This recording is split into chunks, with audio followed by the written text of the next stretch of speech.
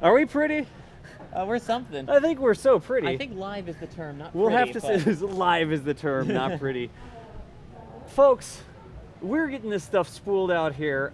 Welcome to the Intrepid. What is it? The Space and Science Festival, right? Yeah. It's the Intrepid Sea, Air, and Space Museum. The Space and Science Festival here at the Intrepid Sea, Air, and Intrepid Space Sea, Museum Air, in and New Space York Museum. City. In New York City, there you go. I'm Das Valdez from the Kerbal Space Academy. We've got the NASA man over here, Sawyer Rosenthal. Rosenthal? Steen. Rosenstein, What did I close say? enough. I said Steen in there. I can't even talk. Look, okay. You may be a little distracted because there's something in the background maybe that's kind of amazing. I'm a little distracted here, honestly, because I don't know if you've noticed, but there's not a green screen behind us right now. No, this is actually here. This is live on location. This is a real space shuttle behind us. And also a Soyuz capsule back there too. We got the Soyuz capsule in the shot. We do. Capsule and There the are space people shuttle over there. There's a space in shuttle. one There's a shot. Soyuz capsule. There's a fake Soyuz as well, and some Kerbals, and then all sorts of other stuff. But we are live from the Intrepid Sea, Air, and Space Museum to celebrate their Space and Science Festival, which is going on all this weekend in New York City. What else is going on? Are we missing anything? Well, I mean, there's so much going on at the festival. There's displays, NASA's Jet Propulsion Laboratory. And they're doing the First onboard, the stargazing tonight, right? Tonight, there's free astronomy on Free the astronomy Intrepid on the starting deck. at about 6:45 p.m. Eastern. Throughout this weekend, there's a whole bunch of talks. Sunday, astronaut Pam Melroy, Alan Stern, the With the PI Pluto of New flyby. Horizons, There you go. with new images. With new images Supposedly. that we haven't seen yet. Supposedly. On Sunday. Supposedly with some new info. We'll see. They're supposed to be presenting that stuff here. And we have And few what's astronauts going coming on over here, dude? Oh, Hey, what are you Hey. doing? look who's here. Oh, What a hello. surprise. Oh, hello. Hello. Put on a headset and sit down and join Yeah, us. come on in. Oh. EJ. Oh, sorry, I was Oh, admiring this, man. fine piece of equipment back here. So, anyways, folks, thanks. A wild EJ appears. A wild EJ appears. Do we need a little bit of mic boost there, maybe? Were you allowed to take it for a test ride yet? Yeah, We let us can know. boost the mic a little bit. We can probably maybe try to bring up the other stuff over there, but we can definitely boost the mics a little bit there. Guys, we need your help, right? We're spooling out the stream here. We're not live with Twitch proper yet. We wanted to go live with just like us, kind of the normal academy sort of setup, and get some of the kinks worked out and that sort of stuff. We had some technical, I'm not going to say challenges, I'm going to say opportunities that we've been working through. But if you have feedback on how we're doing right now, let us know. We've got new headsets on. These are sponsored by Astro Gaming, which was amazing. They shipped them straight out here. So we're working with a little bit of new hardware here. We've got a huge screen in front of us, so it's not going to be what you're used to seeing me normally, like in my place in Charlotte, the little studio I broadcast from. We've actually got an entire space shuttle behind us, and everything's new. So if you've got some feedback, we've got about 30 minutes, and we're going to be playing around technical opportunities. That's exactly what it is, Starwhip. That's exactly what it is. They're quite fancy. They're quite fancy matching headsets. But we've got all of our normal stuff up here, guys. We've got our chat over here. Same rules apply. If you say the word DOS, you say the word question, it'll highlight it on my monitor over here, which it's actually not doing right now. We'll fix that. Let us know what the deal is. Are the volumes low? Are the air conditioners too loud? We've tried to do as much troubleshooting as, are we pretty? And I know the answer to that's going to be no. But just let us know if there are things that we can adjust. EJ, how you doing? I'm good, man. You're good. Yeah, I'm okay. I'm okay. You should have seen EJ this morning when he first got here. He couldn't. He was talking and not making sense, and couldn't talk all at the same time. What? Yeah. I honestly expected EJ to help with some stuff, and every time I'm like, EJ, could you plug in this? And then I would look over and EJ's like A different part of the shuttle. staring at the space shuttle, and then I'm like, EJ, could you open this box? And he's like, there's a rag around here somewhere that's going to need to be washed because it's full of drool from EJ. But I think it's well expected. This is so cool. I've seen this shuttle so many times, and I still love seeing it every single time. It's too much fun. It's amazing because you get to actually walk around underneath the shuttle, right? It's not like the shuttle's over in a pen somewhere. Like you can walk right underneath the landing gear. You can see on the bottom of the shuttle. Can I point at it on OBS? Yeah, look, right here above my finger. You can actually, is that the right one? Yeah, that's where they actually connect the tanks to it. And you can look up into there and you can see the fittings that they connect the main tank to the shuttle engines with. And in fact, you can actually kind of, at those points, you can look inside the orbiter a little bit too. There's some spots that are actually open, and you can kind of like shine a cell phone flashlight up in there and kind of like see inside the orbiter itself. Not There's that a anyone would do viewing like, I think we're allowed to do that, aren't we? I think it's okay. There's a viewing platform at one end, so you can get right up level with the cockpit and that sort of stuff. I like to call it getting nose to nose, because literally, you can put your nose up against a piece of plexiglass, and on the other side is the nose of Enterprise. Shuttle Eskimo kisses, honestly. You just like, they don't allow you to actually rub your nose on the nose of the space shuttle, but you could almost do that. You know, EJ was trying. And I was like, EJ, come on, man. Thankfully, nobody was here. So. We're professional streamers here. Anyways, how cool is the aircraft carrier? Dude, the aircraft carrier is amazing. The aircraft carrier has tons of, it's like over 24, I think, fighter jets and planes and all sorts of stuff on the deck. It's got a hangar deck that's got even more stuff on it. They've got a Gemini capsule down there. They've got another exhibit where there's actually a Gemini capsule being lifted up off the side because the Intrepid itself, the actual carrier that we're sitting on, was used to recover Gemini. 2 different missions. It was Scott Carpenter's Mercury mission, and then Gemini, I think it was 4, the one with John Young and Gus Grissom. Was that 4? Excellent. 2, I think. 2. Yeah, I think that was Gemini. It was 2 or 4, I forget. Chat will tell us. The one with the Yeah, corned chat, help us out. The corned as beef always. mission. Definitely help us out. Let us know what's going on. What else is going on? The Space and Science Festival is going on. all weekend. There's an aircraft carrier made out of Legos. Yeah. That's totally down there as well. You can imagine lots of programs throughout the year too. Lots of other awesome stuff with the Intrepid, which we'll be highlighting throughout the streams over the next 3 days. Yes, 3 days in front of a space shuttle. We're going to be here for 3 days. We're going to be streaming today. We're going to be streaming tomorrow. 2 streams tomorrow. 2 2-hour streams about tomorrow. And then on Sunday, we've got a big 4-hour stream as well. So we're going to be doing that for a couple days. We're not even kidding around there. And astronauts will be on. Oh, that's right. We do have astronauts. Yeah. Today we've got Greg Olsen. Greg Olsen. One of the first private citizens to hitch a ride up to the ISS. He'll be joining us and answering some questions and talking about his experiences. By the way, you know what he wrote up in? What did he write up in? EJ, could you scoot your head over a sec, please? Oh, yeah, EJ, move. It's a duck. All right. That. So, Mr. Olsen actually wrote up in that Soyuz over there. You can see it back behind us. It's the orange-looking capsule. That is his Soyuz. Like, that's actually his Soyuz that he rode back down in. So not only do we have a guy that visited the ISS, did some experiments for his company on the ISS, rode down in a Soyuz, up and down in a Soyuz. The Soyuz is actually sitting right over there as well. And on Sunday, we've got Mike Massimino. Mass, you may know him from The Big Bang Theory or from his few Hubble repair from The missions. Big Bang Theory. That's Or where you his- may know him from. or his Also, he Hubble- was an astronaut, yeah, but or he his was on The Hubble Big Bang repair Theory. missions, one or the other. Yeah. So one of the big exhibits we've got going on behind us here, it's the 25 years of Hubble. There's a huge exhibit behind us that has a bunch of the tools that were used to repair the Hubble, the history of it, kind of like the problems that it had. There's like a big video display where they show people training in the tank to work on the Hubble. And then on Sunday, we'll have Mike Massimino with us answering questions about his experiences actually repairing the Hubble Space Telescope in space, as it turns out. Yeah. So, anyways, we've got a lot of stuff going on this weekend. I'm going to look at chat for a second and see what's going on. I think we've also got some other guys coming around. So, Sawyer and EJ, take it while I look through chat and we kind of see what's going on here. So Sawyer, why don't you tell us a little bit about the shuttle that's behind us? All right, in case you don't know, this is the Space Shuttle Enterprise. This was the test article that NASA used to do what they were called the ALT test, the approach and landing tests. So basically, they took the space shuttle, put it on top of a giant 747, which we call NASA 905. There's a part that's in the exhibit too. There's a bunch of pictures. Yeah, they literally take the shuttle, put it on a big jumbo jet, fly it up, let it go, and then glide it down to a landing at Edwards Air Force Base out in California. That was done back in the early 70s. I should add that, fun fact, the Space Shuttle was not originally going to be called Space Shuttle Enterprise. It was originally the Space Shuttle Constitution because, hey, 1976, bicentennial of the U.S., let's name it something like that.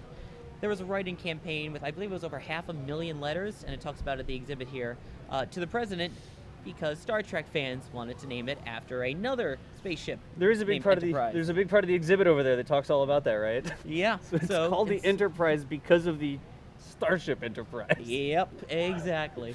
Oh, and so that brother. flew a bunch of different approach and landing tests, and then was used for other purposes later in the program. So, for example, testing mating it to the fuel tanks out of the launch pads, trying to prepare another launch pad out in California, which was never used. You need to smile, by the way. Akinesis says that it's time for you to smile a little bit. Give him a I big know, old I'm smile sorry, for Akinesis. I'm sorry, I'm Let's not all smiling. smile so that Akinesis can take a screenshot. Get your screenshot button ready, Ready? right? Tweet it at us. Are we good? And the same things, guys, the same things always apply as usual. Tweet it out, put a link to the stream, twitch.tv/DosValdez in there. We'll retweet it, we'll check it out. I'm not going to bring it up on the screen here, but we'll totally appreciate it if you do that sort of stuff. Thank you for that. Keep on going. I'm actually going to unplug for a second and walk over this way. I think we may have another special guest like here for a second. So, Okay, look, I see what you're I'll be talking right about. back. Yes. I'll be right back. This is a working stream, all right? None of this fancy production stuff. Yeah. Don't break anything. Too late. So, what we talked about with Enterprise, we were saying that it was used for testing. After Columbia, it was used for testing. And you can actually see some of that here on the orbiter. You can see on the wing. It played a big role. Even though it didn't actually fly in space, it played a huge role in making the space shuttle program actually work. Oh yeah, absolutely. It worked in everything from the approach and landing tests that you were talking about earlier, all the way up to load testing, stack integration inside of the vertical assembly building, and mock-ups out on the pad. Before they had Columbia out at the Space Center, they would take the shuttle and they would integrate it onto the MPTA test article, which is the main propulsion test article, which was the first external tank and the prototype solid rocket boosters. Yeah, and then they were planning on making another launch pad out in California in Vandenberg Air Force Base, and they needed a test article for that too. And what better test article than the Space Shuttle test article? Slick 6, man. Never saw it launch though. No, but still, Shame. Enterprise played a huge role in getting that all prepped and ready. And it's interesting, yeah. if going through the exhibit, you can see, all the work that went into Enterprise and all the tests that it was used for. And Oh, absolutely. Yeah, it was definitely saw its fair share of action throughout the shuttle program. It was even used later down the road for strikes on the wings to make sure that that foam from the wings wouldn't penetrate in certain areas after a certain incident. yeah, and On a more again, somber note. you can see that. But this is an amazing exhibit. It's amazing just seeing the space shuttle, getting to walk underneath it, which is really cool, getting to see the tiles. As you've seen, people are here with selfie sticks, taking pictures of it. And yes, those people that you see behind us, we see your comments about them. They are live. They are behind us. This is not a green screen. Yeah. And we can only do so much. So just bear with the people in the background, because behind them, in case you didn't notice, is a space shuttle. Really? Yeah, I think that's a space guys. shuttle. Hey, how's it going? How's everybody doing? Good. You never know what's going to happen Excellent. on live internet TV, right? It still is, man. I don't know. I can't believe I'm here. Yeah, same. And under that, also, by the way, you can actually get distracted because there's the Hubble at 25 exhibit under the shuttle. We were under it earlier. It's like, oh yeah, by the way, we're under a space shuttle. And that's Yeah, got some it cool stuff was- in it too, which I think we'll be talking about more It's absolutely this insane. weekend. I Yeah. mean, out of control.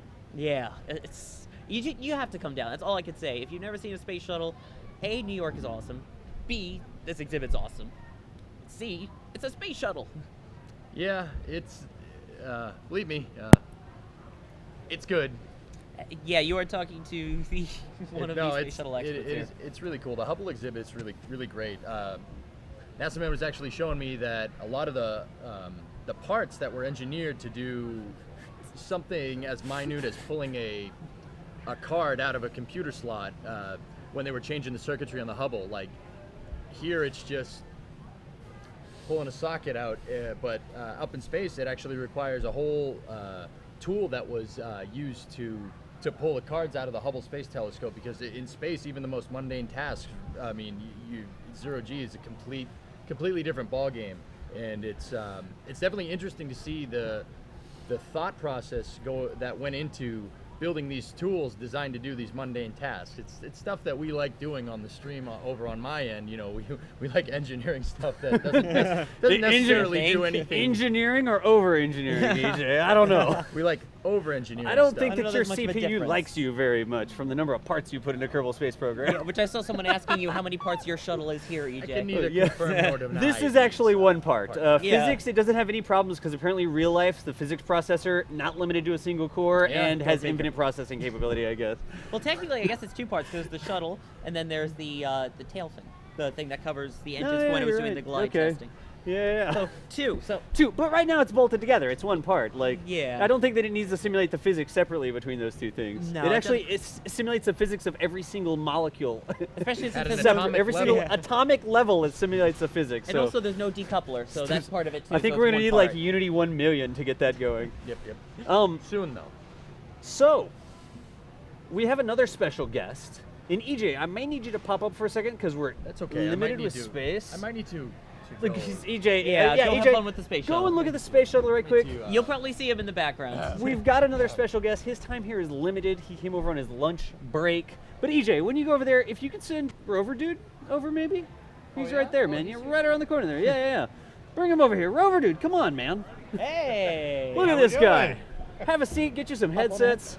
Act like you like us. We got to kind of squeeze in here, Absolutely. and we can see what we look like over there. Yeah. So, if you don't know what he looks like, we've got Roverdude with us. Yeah, come on this way. Yeah, come on over. We don't I bother. actually put on deodorant today, so we should be good to go. Plus, you have NASA Man to buffer us. So, That's not Um, much of a buffer. Anyway. but dude, Roverdude, thank you so much for stopping by and hanging out with us. Not a problem at all. You are here in New York City, Yep, I work in right? New York City, yep. And I was like, hey, we're gonna be in New York City. You're in New York City. We should like hang out. Gotta stop by, yeah. And you like stopped on by. So thank you for getting on the stream with us. Thanks. I appreciate it. We wanted for a second, while we had Roverdude's kind of ear here, or ear and face and microphone and everything, The whole thing? if you guys noticed, there was a post on the forums, I Yep, believe, that's correct. a couple days ago. And the post on the forums talked about a bunch of new stuff that's coming up in KSP 1.1. So do you want to talk a little bit about what you're working Well, sure. on? You folks are finally getting, there's the mic. Yeah, lean on We're getting forward. relay networks. So we're doing basically probe control, relays. It's kind of a missing part of the game. Yeah. So the idea was, 'cause right now satellites, you put the smallest one on there. Yeah. You only use the one satellite. There's absolutely no point to the antennas in career mode at all, or Yep. sandbox mode at all, rather. So the idea was implement, probe control, Right. antenna diversity. So we have some new parts. We have some new mechanics. It's kind of I think more complex than say antenna range. Yeah. Less complex than remote tech. So kind of It's in like between. shooting the middle between, the gap between the two, Yeah, I guess, exactly. almost. And Yeah, it's yeah. a pretty big change. So the idea was, I'm talking to Ted and everybody else, hey, Right. let's kind of warn people early, get the idea out there, let it kind of percolate for a while. We're still kind of in the early, code and design phase of Yeah, it. So yeah. I'm definitely watching all the threads, hearing the feedback. There's a bunch of feedback coming through from the tons of forum feedback. posts and I mean, stuff. Yeah. Mostly positive, which is good. A lot of positive Excellent. folks on that, but I do want to kind of see what they have to say about it, get some ideas, get some feedback on it, Sweet. and to go from there. If one of the mods could grab the link to the forum post and put it over in chat, that would be fantastic. So if you're interested in the forum post that we're actually talking about, where they're saying some of the new things that are like kind of coming in 1.1, somebody could grab a link over there and put it into the chat. With the things you're like shooting the difference between like antenna range, which is basically just how far away are you Exactly. from Kerbal or whatever, and remote tech, which is like, wow, all the direct line of sight Relays and signals and everything, relays yeah. and all that sort of stuff. Like, how do we get like, how do we thread the line between those two things? Like, Yeah, we want to keep it pretty simple. So one thing is there is no idea of going direct to KSC. right? All of Kerbal is basically a D-Space network. So as your tracking station upgrades, you get longer and longer range. So in the end, this is all tentative, by the way. It's all Yeah. It's in things we're development. talking about. So if you have feedback, Yeah. the forum post And is a this good place to put absolutely that. time to go ahead and do it, or ask in chat. We can talk about it now. Yeah. So I think right now the longest range, both for a direct antenna Right? and for the KSC, is ELU at the point where Kerbal and ELU are closest. Okay. So you can't do everything. You can't do everything from But it. you still have have to to work. still plan it. You have to work around it. Ah. So technically, if you have a straight shot, you don't really even need to have a relay. The relay Excellent. is completely optional Okay. if you want direct shot. But if you want to do something like, let's say, land a rover on Duna, have full control all the time, Right. then you would want to relay network around Duna and then Right. shoot to that. And that's kind of how we do it in real life. Like the Exactly, rovers yeah. that we have on Mars in real life, they don't just go dark whenever there's no line of sight between Kerbal, between Earth and the rover on Mars. There's actually 2 or 3 different satellites Right. in orbit around Mars that we bounce signals off of for the rovers.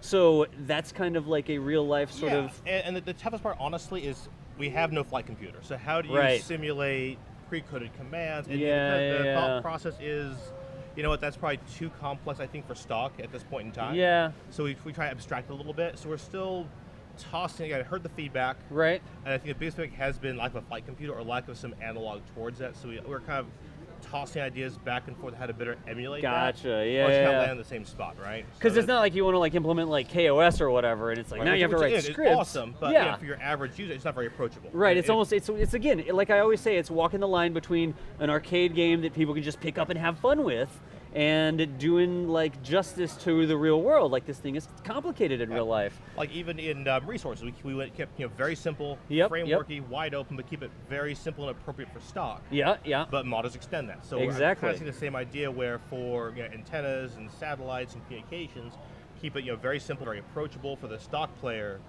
And mods can always extend and modify. We're putting lots of hooks and lots of options. And That we're you can kind of plug in. appropriate difficulty, things Like that. you did with the resource stuff, Yep. because it was so easy for the Discovery 2 mission I've been working on. It was so easy for me to go, or not me, but for people to go through and then add the water resource and then make the ISRU, convert that, or electrolyze it into liquid hydrogen or hydrogen and condense it in liquid hydrogen, whatever. That was like super simple to do. And then the scanners still worked, which was amazing. And the parts still worked to scan for it. And all of a sudden we could go out and find this liquid water because the game was coded very well, I would say, to allow this extensibility into like mods and that sort of stuff. And I have talked to modders, but hey, listen, if you're doing, let's say you're doing KOS or Yeah, Kerbal yeah. side, okay, how do I help you guys out? What can I? No guarantees. Yeah. You say, hey, if I had this event hook, or if we could expose this property, can help me modify and extend this. Yeah, that's awesome. That's not And a problem. it's even cool because you're not just talking to other modders, but you make mods yourself. Yeah, exactly. Right, so you kind of know, so you make amazing mods, by the way, but you kind of know things that may be useful and would help people out to extend the game and that sort of stuff because that's what you That's do. what I do. That's kind of where you a very started. best interest in it. Exactly. To be extensible and everything else. So Excellent. Yeah, like I said the big sticky point right now is basically figuring out the right balance. Right. For occlusion should have a penalty. It should. It should. Because you always But it love shouldn't the be like, free. oh my gosh moments. Like, and Yeah. I forgot, now I ran out of electric charge. Right? I forgot to open the solar panels and now I'm on electric charge. Or I saw somebody the other day, they put the little Oxstat panels and they got occluded by a tank and then they like time warped and they ran out of charge on their Joule mission. And all of a sudden, even in reality, we've lost half of our Mars probes. there you go. They've either smashed in, flown by, vanished, Yep. not woken up. So are you saying you're going to implement like the wrong units? Like you actually have to choose the correct units in order for not Mars Polar Lander. Boy, Never yeah, forget. Things don't bounce off Mars very well. Actually, no, the one thing Well, did yeah, bounce Spirit off and Mars. Opportunity both. You're right, they Yeah. did. That's a terrible thing to say because they bounce right off Mars. Well, if they're not in airbags, they don't bounce well. Let me do this. Let me look at the chat some. You guys keep on talking, and let's see what we can get on going here. All right, awesome. Yeah, so it'll be pretty cool stuff. So we're looking forward to it. Oh yeah, no, it sounds like it's going to add a whole new element to the game. Yeah, one thing too, we're also distinguishing between relay satellites and direct shot satellites. So there's a reason to pick the heavier ones. So your small ones, your existing foldable ones, they're collapsible, but they will break under dynamic pressure, so you can't run through an atmosphere. Right. We are giving all of the probe cores built-in 100-kilometer omnidirectional antennas. So no worry about getting to orbit, no. So for your first ship to orbit, Yeah, not a yeah. problem. Yeah. Because Yeah. Kerbal's already out there. You've already got stations, just like we have in Oh, real yeah, life. exactly. The Deep Space Network, we've got Madrid, we've got Australia, and we've got California somewhere, Yes. I believe, is the third Exactly. one. So that's what happens in real life. Well, that's not for low Earth orbit, I guess, but the Deep Space Network has 3 different locations. Right. It's Yeah, a for different everything network beyond Earth, Yeah, it's a different but network still. for low Earth orbit. Exactly. So Gotcha. That's kind of the idea. So make it so they can at least get out there at first, do a direct shot for your first lunar mission, and then you'll eventually, hey, I'm a clue. How do I get past this whole occlusion Yeah, issue? yeah, yeah. Oh, okay. And so you'll probably launch your very first, do you do a polar orbit? Do you do a relay? Do you just wait? Yeah. And it's up to the player. So in theory, you could do everything with it. I love RT, but my biggest issue, honestly, was the whole initial launching the very first satellite. Yeah, Timing yeah. it right, figuring it out. It's a lot of and stuff you have to then do building before a you whole can even network, launch a and like, oh my God, satellite. thank God it's Yeah. done. Especially Now for I a can new play. player, yeah. Because Yeah. that's not what we did in real life anyways either. Correct. Right? We didn't have a satellite relay network in orbit when we launched the first satellite. Right. Explorer, what was it? It was Explorer or something. wasn't it Explorer called? 1 Yeah, for the Explorer US. 1. But at the same time, I want to make sure that the stuff is there so that RT can still live on. You So can folks do that. like Yeah, So I gotcha. So you could, in theory, crank everything down, turn it off, do a different mod, kinda Yeah, do your yeah. thing. So there's still absolutely a place for your RT, flight computers, KOS, all kind of good stuff. Gotcha. This is meant to kind of something you have in the box. Yeah. Okay. So there was a question from a Ronin Pawn over Sure. here where he was asking, so I'm understanding right, the idea is radial range of transmission, but it wouldn't be occluded. No line of sight required. That's not exactly there's right. We occlusion, want but occlusion. it is soft occlusion. It's a soft occlusion. So rather than doing ray tracing, we're doing all via geometry. Right. So we figure out, distance, we figure angle of intercept. Right. Did you pass through the sphere or not? All that advanced geometry stuff. Right. And that's fully configurable. So you can say, you know what, I want more of a fudge factor. Okay. So you actually crank it, I want to give it like 10, 20, 30%. So it's almost like a difficulty level for the. Yeah. Right. So you can. And you say- could turn it all the way off. Well, you may be able to turn it all the way off, is the way I should say it, right? Yeah, you could. So you say, I want to be almost like ray trace, where you know what, if that's one little pixel off, you're Then you're toast. done. Or you could say I don't have any occlusion, maybe. Which Am I guessing? I'll take it under consideration. Okay. I Okay. think occlusion's important. Okay. Yeah, I don't want you doing occlusion like having a probe on the opposite of the moon doing science transmission. Maybe I said that wrong. Like if you're in Sandbox and you're just playing around, you can turn off the antenna range part. You turn off the You can feature. turn off the Yeah. feature. The feature will be is one of your options for difficulty. Gotcha. So it's not just the Okay. occlusion. It's you can just play around and not have to worry about the antennas in Sandbox. Maybe there's like an option or a checkbox or yeah. some We radio also button or toss something. ideas. For example, do we differentiate between occlusion for science Right.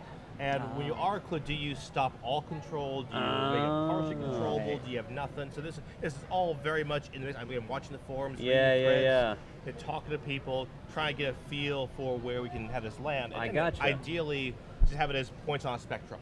That makes a So lot of you sense. can get everything from, tough luck, you're occluded, Yeah, through your entire hey, probe you is know just what? done. You just can't send science. Yeah, But you yeah, can yeah. still control your probe. And so you just have to figure out the balance for it. That's Right. not going to be so annoying that people are just like one more thing to grind past, but it's going to add another like level of play, Yeah. right? Yeah. Something else that you can do It's to have more fun for with. defaults. You know? Like, so we'll probably have a range Yeah. as far as difficulty goes, from easy to hard. But what's sort of angle for that range? Again, flight computer I want to kind of keep off the table for a while, only Yeah. because that's a whole can of worms. That's a whole can of worms. and to do it right. Yeah. Right. And I wouldn't want to do something that was inferior to what already exists out there. Right, because there's some You cool want- stuff out there. Exactly. There's so some I cool think stuff we can out there. get probably to the same point. So I was telling folks in chat earlier, Right. it's more about what's our goal, what are we trying to do, not how we do it. So Right. the what is, I should be able to execute a node while occluded by the moon. That's great. Right. The how could be any number of things. It could be a flight computer. It could be other stuff. Yeah, We're yeah. kind of noodling out right Gotcha. now. Right. There's other Okay. ways it could be controlled. I gotcha. Yeah. Anything else that we want to talk about there? As far as the antennas, or The antennas sound awesome. I saw on the post there were like some of the new models, yeah, which look amazing. I did the models. You do amazing models, just so Yes. you know. Oh, yes. If no one's told you that, I'll Yeah. tell you in Appreciate person. it. And I'll second Congratulations that. on Thank doing you. amazing models. Yes, I will second Everyone that. in chat as Definitely. well. Yes. Anything else that you can talk about coming down the pipe? Any of your own mods you want to cover? Oh, it's my own stuff. I'm still just trying to catch up right now. Yeah. So I'm kind of at mod saturation at this point. Yeah. I've done all the stuff I want to do. Okay. I have the colonization, all the pieces to put it in place. Right. I'm doing mostly refreshes. So sounding rockets new refresh. The transport one's due for a refresh. Gotcha. Although carbonite is probably next. Okay. I have to rebalance everything. It does need to be rebalanced, Yeah, I it's think. getting fully rebalanced. With the new engines and stuff like that, and the all way the it calculates change. the new. And, Yeah. Folks ask you, is carbonite dead? Well, not really. Yeah, It's not really. It's still- just not up. It's not updated It's yet. an or exotic fuel mod. maybe not with cool not engines. updated, but yeah. So it Gotcha. needs a little bit of balance pass. Because they did kind of pull the rug out from under engines and ISP God, they and did. thrust They in the did. entire Yeah. thing with 1.0. So, Yeah. and you were a little bit busy with 1.0. I was So, a little busy. A little busy I'm with busy 1.0, again, huh? unfortunately. Or fortunately, as the case may be. But we've got the new radiators. you have radiators. So yeah. So those worked out pretty well. So we did all Right. those as well. Again, overall positive response. I can Like it does actually- option- Oh yes. I can actually. Here we go. Wait a Oh, yeah, second. let's pull it up. Look at this. So we've actually got the International very Space nice. Station There up you here, go. and it's my new version of the ISS. Oops! I just tried to control the monitor and not the game. I can't control the game when that's up. That's very nice. See what happens. That's Yeah, I not actually going looked to at work. the ISS. Yeah. If you Yeah. count the panels, Uh-huh. they are the right number. They are the right. Yeah. I that's the first thing I noticed. I was like looking at the new radiators and I was like, Yeah. wait a second. Yeah. Those are the right number for the ISS, and they're almost the right scale. They're just about right They're close. from a Uh-huh. scale perspective, Yeah. compared to like the double Gigantor solar arrays. If you put two of them in a line like that, Yep. you kind of get it correct. So this is my new version of the ISS Very nice. Looks that I much better, updated yeah. to use your new radiators. Very nice, very I nice. love it, and It looks perfect. it was amazing that the first thing that I noticed, I was like, wait a second, that's an array of 3 radiators. That is exactly what the real ISS has. Yep. And then we had the array of, not array, but I guess the one radiator that kind of comes down from there. And we can see that in Twitch. Yeah, we can see that in Twitch. Yeah, yeah. So I wanted to say thank you for putting these things in here, and thank you for the like Yes. level of attention to detail you put in. Yeah, it was a tough call because again, a lot of old ones are now more the sci-fi looking Yeah, radiators. yeah. So these don't glow. They don't glow, They do not glow. but they don't glow in real life. Bingo. Which is Exactly. kind of, I guess, hey, why didn't they glow? Like, well, Yeah. they don't glow in real life. Gotcha. If they're glowing in real life, we have really serious issues. We have issues on the ISS. Exactly. Yeah. You don't want to look out and see them Yeah, glow. again, the intent was again to make this stuff out there for mods. Yeah. Probably the only issue I've had both with I think radiators and with the antenna stuff Right. is there were mods already in that space. It's Right, tough. right. So you think about it, even docking ports were a mod of it. Yeah, that was rolled in the stock. Yeah. So it's not that we're anti-mod. It's just me personally not speaking for Squad. Obviously. Yeah. We're just but- hanging out. Yeah, but With the space shuttle behind us. Oh yeah, that. It's very nice. Yeah. Chances are anything worth doing, a mod's Yeah. already done. We're Gotcha. at that point now within years. Uh-huh. You're gonna step on toes. So I do try at least make it extensible. For example, I talked to Nertio, I did radiators, we had a lot of discussions. Right. And still do actually. Just make sure that if I can help modders out by opening hooks, by having Yep. properties they can work with. We try to do that. No guarantees, but we do our best. What it is, what it is. And I like with the radiators, just again, the attention to detail sort of thing. The big radiators that deploy like this have the kind of like simulated coolant system going Yeah, through. exactly, So yeah. you don't have to run coolant lines around the craft. It just simulates that once you put these radiators on, that you've got some sort of cooling system that's pumping around. And I've gotten feedback in my channel, and people are like, "Oh, I hate it because it doesn't use electric charge." And it's like, whoa, chill out. I get it. Like in real life, clearly it would take electric charge to pump the coolant around, but you gotta like walk the line. As always, between making it too complicated, or there's too much for people to enjoy, and then good enough. It's like, hey, they're radiators. They go edge onto the sun. Yep. They pump coolant around that maybe it doesn't take electric charge to work or whatever, but that's fine. It's always kind of walking the line between. It is. And that being said, I do listen to feedback. Yeah. So, again, I listen to feedback. I'll put it that way. I think you do a good job of like taking the feedback and then kind of like coming up with a good solution that's good for like new players of the game who want to have fun launching rockets, and like experienced players. Like I play a little bit of Kerbal Space Program on occasion, and I was blown away by the radiators. I was like, oh my gosh, this is like the coolest thing ever. So I totally appreciate it. Yeah, and the feedback is important. Like, I really do. I read the threads. I read the posts. Again, whether it's positive or negative, and we take all. Again, I personally take all into account. And we iterate, right? So Yeah. again, there are even now I'm doing more code on antennas based specifically on feedback I've seen on the original article. Right. It's over 200 comments. A lot of positive, but a few negative ones. Yeah, Like, yeah. hey, Hey, welcome to the internet. Yeah, huh? that's what they're- You should exactly, see my exactly. streams sometimes. So, but again, I like that if it's just brought in a constructive way, like, hey, you know what? Here's what I want. Here's an idea. Yeah, again, no guarantees. We do look at it. So if I see kind of a trend, like, hey, folks seem to want this, or hey, here's a real problem. Right. Let's kind of doodle it over. And I think a big difference too is that because we're in the core game, I can do things that you can't do via a mod. I'm not limited kind of in mod land. Right. So even if you look at the new stuff for antennas, it's almost all being done in the core modules right now. Gotcha. Excellent. Well, I think we're right about the time. Is there anything else we need to cover? I think we're good to that's go. it, yeah. Good to go. Thank you so much for Yes, stopping by, absolutely. Roverdude. I totally appreciate it. Guys, put some love in chat for Roverdude, who makes awesome mods for KSP. Oh, yeah. Who's contributed to the core code, like KSP proper, the actual game itself as well. You always do an awesome job. Awesome. Oh, yes. I totally appreciate you. Sure, I appreciate it. Stopping by. Thank you. And thank you. Hopping on the stream with us and talking about things that are coming on. All right, man. Where's our other guy at? Let's get our other guy back over here. He's been staring at the space shuttle the whole All right, time. it's- I know I've seen him in chat, but I think he crawled up in a wheel well and went to sleep, He's honestly. been a little distracted, I can tell you that for sure. So, look at all the love in chat. There's so many wow, little look at Pluto all the hearts. Pluto hearts. I love it. So here's the deal. Here's the deal, guys. Let me read through chat a little bit, and I'm going to see if there's anything. Sorry, do you want to keep on talking about what's going on at the museum while I read some chat, and I'll jump in with questions and answering and that sort of stuff? Or Yeah, what do you sure, want to why do? not? Yeah, why not? I can do as we go. Some of the other cool things that are going on this weekend at the Space and Science Festival. I mean, there's a person who's going to be recreating Apollo 11 with just their hands. That's pretty amazing. I'm going to be interested to see that. That's right. They're going to do that tonight, I think. Or That's tonight They're and gonna have tomorrow one and tonight. throughout the weekend. I don't even understand what that's going to entail. The guy recreates it with his hands? And just music, and I'm interested to see that. Like, I sit here and I'm totally like, all right, here's what's going to happen. There's a rocket. This is my Saturn V into space, and then I guess it separates somehow, and then it like extracts the lamb and it just flies off. I don't know. We'll have to. Maybe we can try that later. Shadow puppets. I Yeah, don't know. I can't wait to see that. To see like how you even Yeah. do that sort of thing. Let's see. JPL, NASA's Jet Propulsion Laboratory, has this thing set up where you can go inside of it and basically, from what I can understand, so you kind of see what satellites are going overhead. The skies above, I think it is, or something like that. Yeah. The skies overhead or It's this skies dome above. that Yeah. you go into and you can kind of see and hear the satellites that are overhead, even in the daylight. I'm interested to see what hearing the satellites entails. Yeah. Is it like beepity boopity boop sort of thing, or? I don't know. We'll have to learn more. We'll have to go down and take a look. All right, guys, we'll be back. We're gonna go check out Yeah, all the exhibits and shit. stuff. You guys just look at the space shuttle and drool. We are kidding. Let's see here. I'm gonna keep going through chat. Y'all keep on talking. Welcome back, EJ. Hey, how you doing? Hey. Glad to drag you away from the shuttle. Yeah. Thank you for giving Roverdude a spot for a minute, so we Oh, could absolutely. bring My him pleasure. over. Yeah. Let's see here, and I'm gonna keep on reading chat here, guys. Let's see here. Oh, what else is going on this weekend? There's a lot of other. There's a talk with an astrophysicist, I believe, and a White House pastry chef.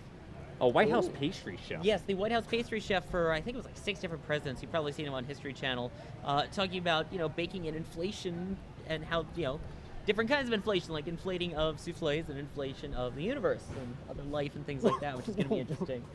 I'm interested. So in I guess they bake things, and when it goes to space, it. No, I don't think it's exactly that. We could probably ask about space food, but I think that's what we're just going to have to tomorrow come here and watch that talk. It's gonna have to go to all the things. Yeah, if you are in New York, you do have to come to all the things. I saw something. You were talking about inflation in space, and Yeah. since I was reading chat and half listening to NASA Man at the same time, that's my fault. I thought you were talking about like baking a souffle and then sending it to space, and it gets bigger because of a lower pressure or something. Clearly, that's not what you were talking about. No, but now I want dessert. No, I want dessert. Well, you You're have making me dessert for hungry. later, Since I do have dessert for later. but We do have some dude, EJ, get the astronaut ice cream. We totally have some It is astronaut ice lunchtime cream. here on the East We'll Coast. be It's 12 o'clock. eating live on the stream later. Thank you, NASA Man, You're for welcome. Yeah, I brought bringing that in. our astronaut ice cream to eat on the stream. Neapolitan nonetheless. so. Seriously. What's up, Hey, everybody? EJ, you have a space shuttle. Bet. Leave the ice cream. Leave Take the the space ice cream. shuttle. Just don't eat that without me. Let me see if there are any other questions. All right, if there's any questions about the shuttle or the Intrepid, in addition to being a Twitch streamer, I do also do consulting work here at the Intrepid. There you go. He knows a little bit about. I think these two guys could probably space shuttle me under the table, so this is probably a good forum to ask questions about space shuttle. And we really Yeah, need to and figure out how I to get Chad down there. And I also designed part of the exhibit, so yeah. I was here. I was the guest speaker when it landed in New York City with like Leonard Nimoy, and yeah, yeah. I'm just gonna go back and read chat some more. Hey, you're streaming in front of a space shuttle. Not too I'm bad sure he's either. part of a space shuttle. You know what I mean? Not too bad. There was a question from Chikaza over here. What can we look forward to heading into the future in terms of KSP 64-bit new Unity implementation? We are not the people to ask for that. I think that was for Roverdude. That might have before been he for left. Roverdude. I don't think that Roverdude could have really spoke to that. He's working on specifically the resource stuff in the antenna code and that sort of stuff. I don't think that he's heavily involved in the migration to Unity 5.0. So we don't have the proper people here to answer that. So that's kind of a squadcast sort of question. And I'm sure that that question comes up every squadcast. But unfortunately, we don't really have the people here to answer that question for you, Chikaza. Let me see if we've got anything else. We were watching some people. What is the thing? Okay. Shroom visuals. What is the thing on the shuttle above your head with the reflections on it? Are you talking about the little back? This part right here? there. That Oh. with a reflection on it? That or this big thing? in Or the back? big tail on it? What are we talking about? Go NASA man. Because Go. I can add the tail in the back at least. That is a tail cone that's meant for aerodynamics when they were doing the flight tests, as well as when they fly it on the 747. That is the original tail cone from 1976 and from the test flights, if I remember correctly.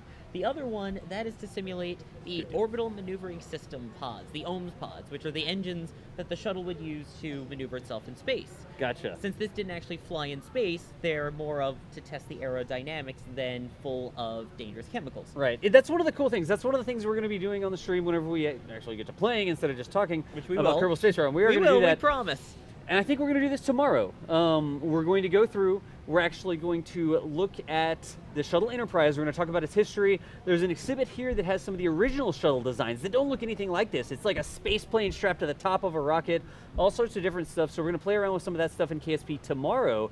And then we're going to design the Enterprise in KSP. We'll talk about what role the Enterprise actually played in the real world in terms of testing. So doing the glide test and that sort of stuff. We'll do some glide tests in KSP, and we're going to try over the course of the weekend to map what we're doing here on the stream to exhibits that you can see if you come to the museum. So that's kind of like the long and short marching orders. We're going to have some Hubble stuff. So we're going to figure out a way to replicate a Hubble Space Telescope in KSP. We don't have like telescope mods or anything like that. We know that that's not a stock thing in KSP. We'll figure something out. But we do have the new asteroid day. We do have the asteroid. It does have a Sentinel, telescope. so Yeah, you're right. it's close I do have enough. that installed. Maybe we could do that. We could like make a little fake flap. I'm sure EJ could make us a stock hinge. We would spend 4 hours making a stock hinge to open up the what's the, I don't know the name of it. Kraken arm? No, the thing that opens the Kraken arm. Yes. Let's install Not the the Kraken payload arm. bay, right? No, on the Hubble, the little flap that opens on the front. it's that just protects just the dust cover, dude. Yeah, the Basically a dust cover lens- that basically protects a lens cap, Yeah, in a the way. lens cap on the dust cover. But we're going to be doing that sort of stuff on the stream over the weekend. Where am I at? New York. Yes, we are live from the Intrepid Sea, Air, and Space Museum as part of their Space and Science Festival, which is happening all this weekend. And Pokey had a really interesting question up at the top. Oh, there. yeah, where's that at? Let's see here. Right there. Other than the shuttle, what's your favorite thing on display at the Oh, museum? EJ, what's your favorite thing on display at the museum?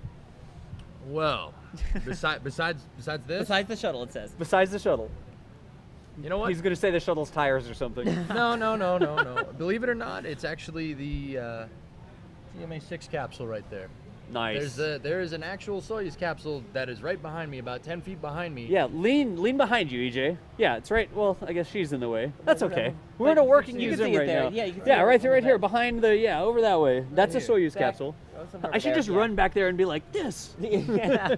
It's actually really interesting because that's what Greg Olsen was on. Yes, so That's we'll be right. coming You on were at saying. 1 o'clock Eastern, so in about an hour. Excellent. We'll be And- having one of the people who flew in that Soyuz. It's really interesting to see the comparison. Like, I mean, on my stream, we talk about, the differences between like the benefits of using a shuttle, if Right. there's any, or like the benefits of using a capsule comparatively to a shuttle. We can't say if there is any because it's awesome. That's clearly a benefit.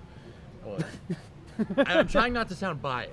Yeah. Oh, But- that's why I threw that Mr. out there for Shuttle, you. yeah. It's just No, I awesome. It was appreciate just that. awesome. But all right? I mean, it's really cool to see, two different applications of doing the same thing, of getting to low Earth orbit. yeah, low Kerbal orbit. Yes. You know you play The KSP the too much Soyuz, when. which Goes Mr. to- Olsen rode to low Kerbal orbit. Well, it's right there. There's a model of it right over there. It is. We did bring the whole, and I can't get it that close to the capsule, but this is the entire Soyuz rocket, 3D printed by Euclid. So I was able to successfully transport this somehow. You can see it there. Yeah, it's over in the corner of the screen, and we've got our little Kerbals as well. I don't know if Yeah. anybody noticed those yet. Anyways, sorry. No problem. You can see There there's it less is. There it behind is. us, There's the but Soyuz back there. It's just, I mean, you guys can't really tell, but if you're looking at the comparison between the capsule and the shuttle, Look at this. I mean, You could it's the fit. size. You could seriously fit like 10 of those capsules in the shuttle's payload bay.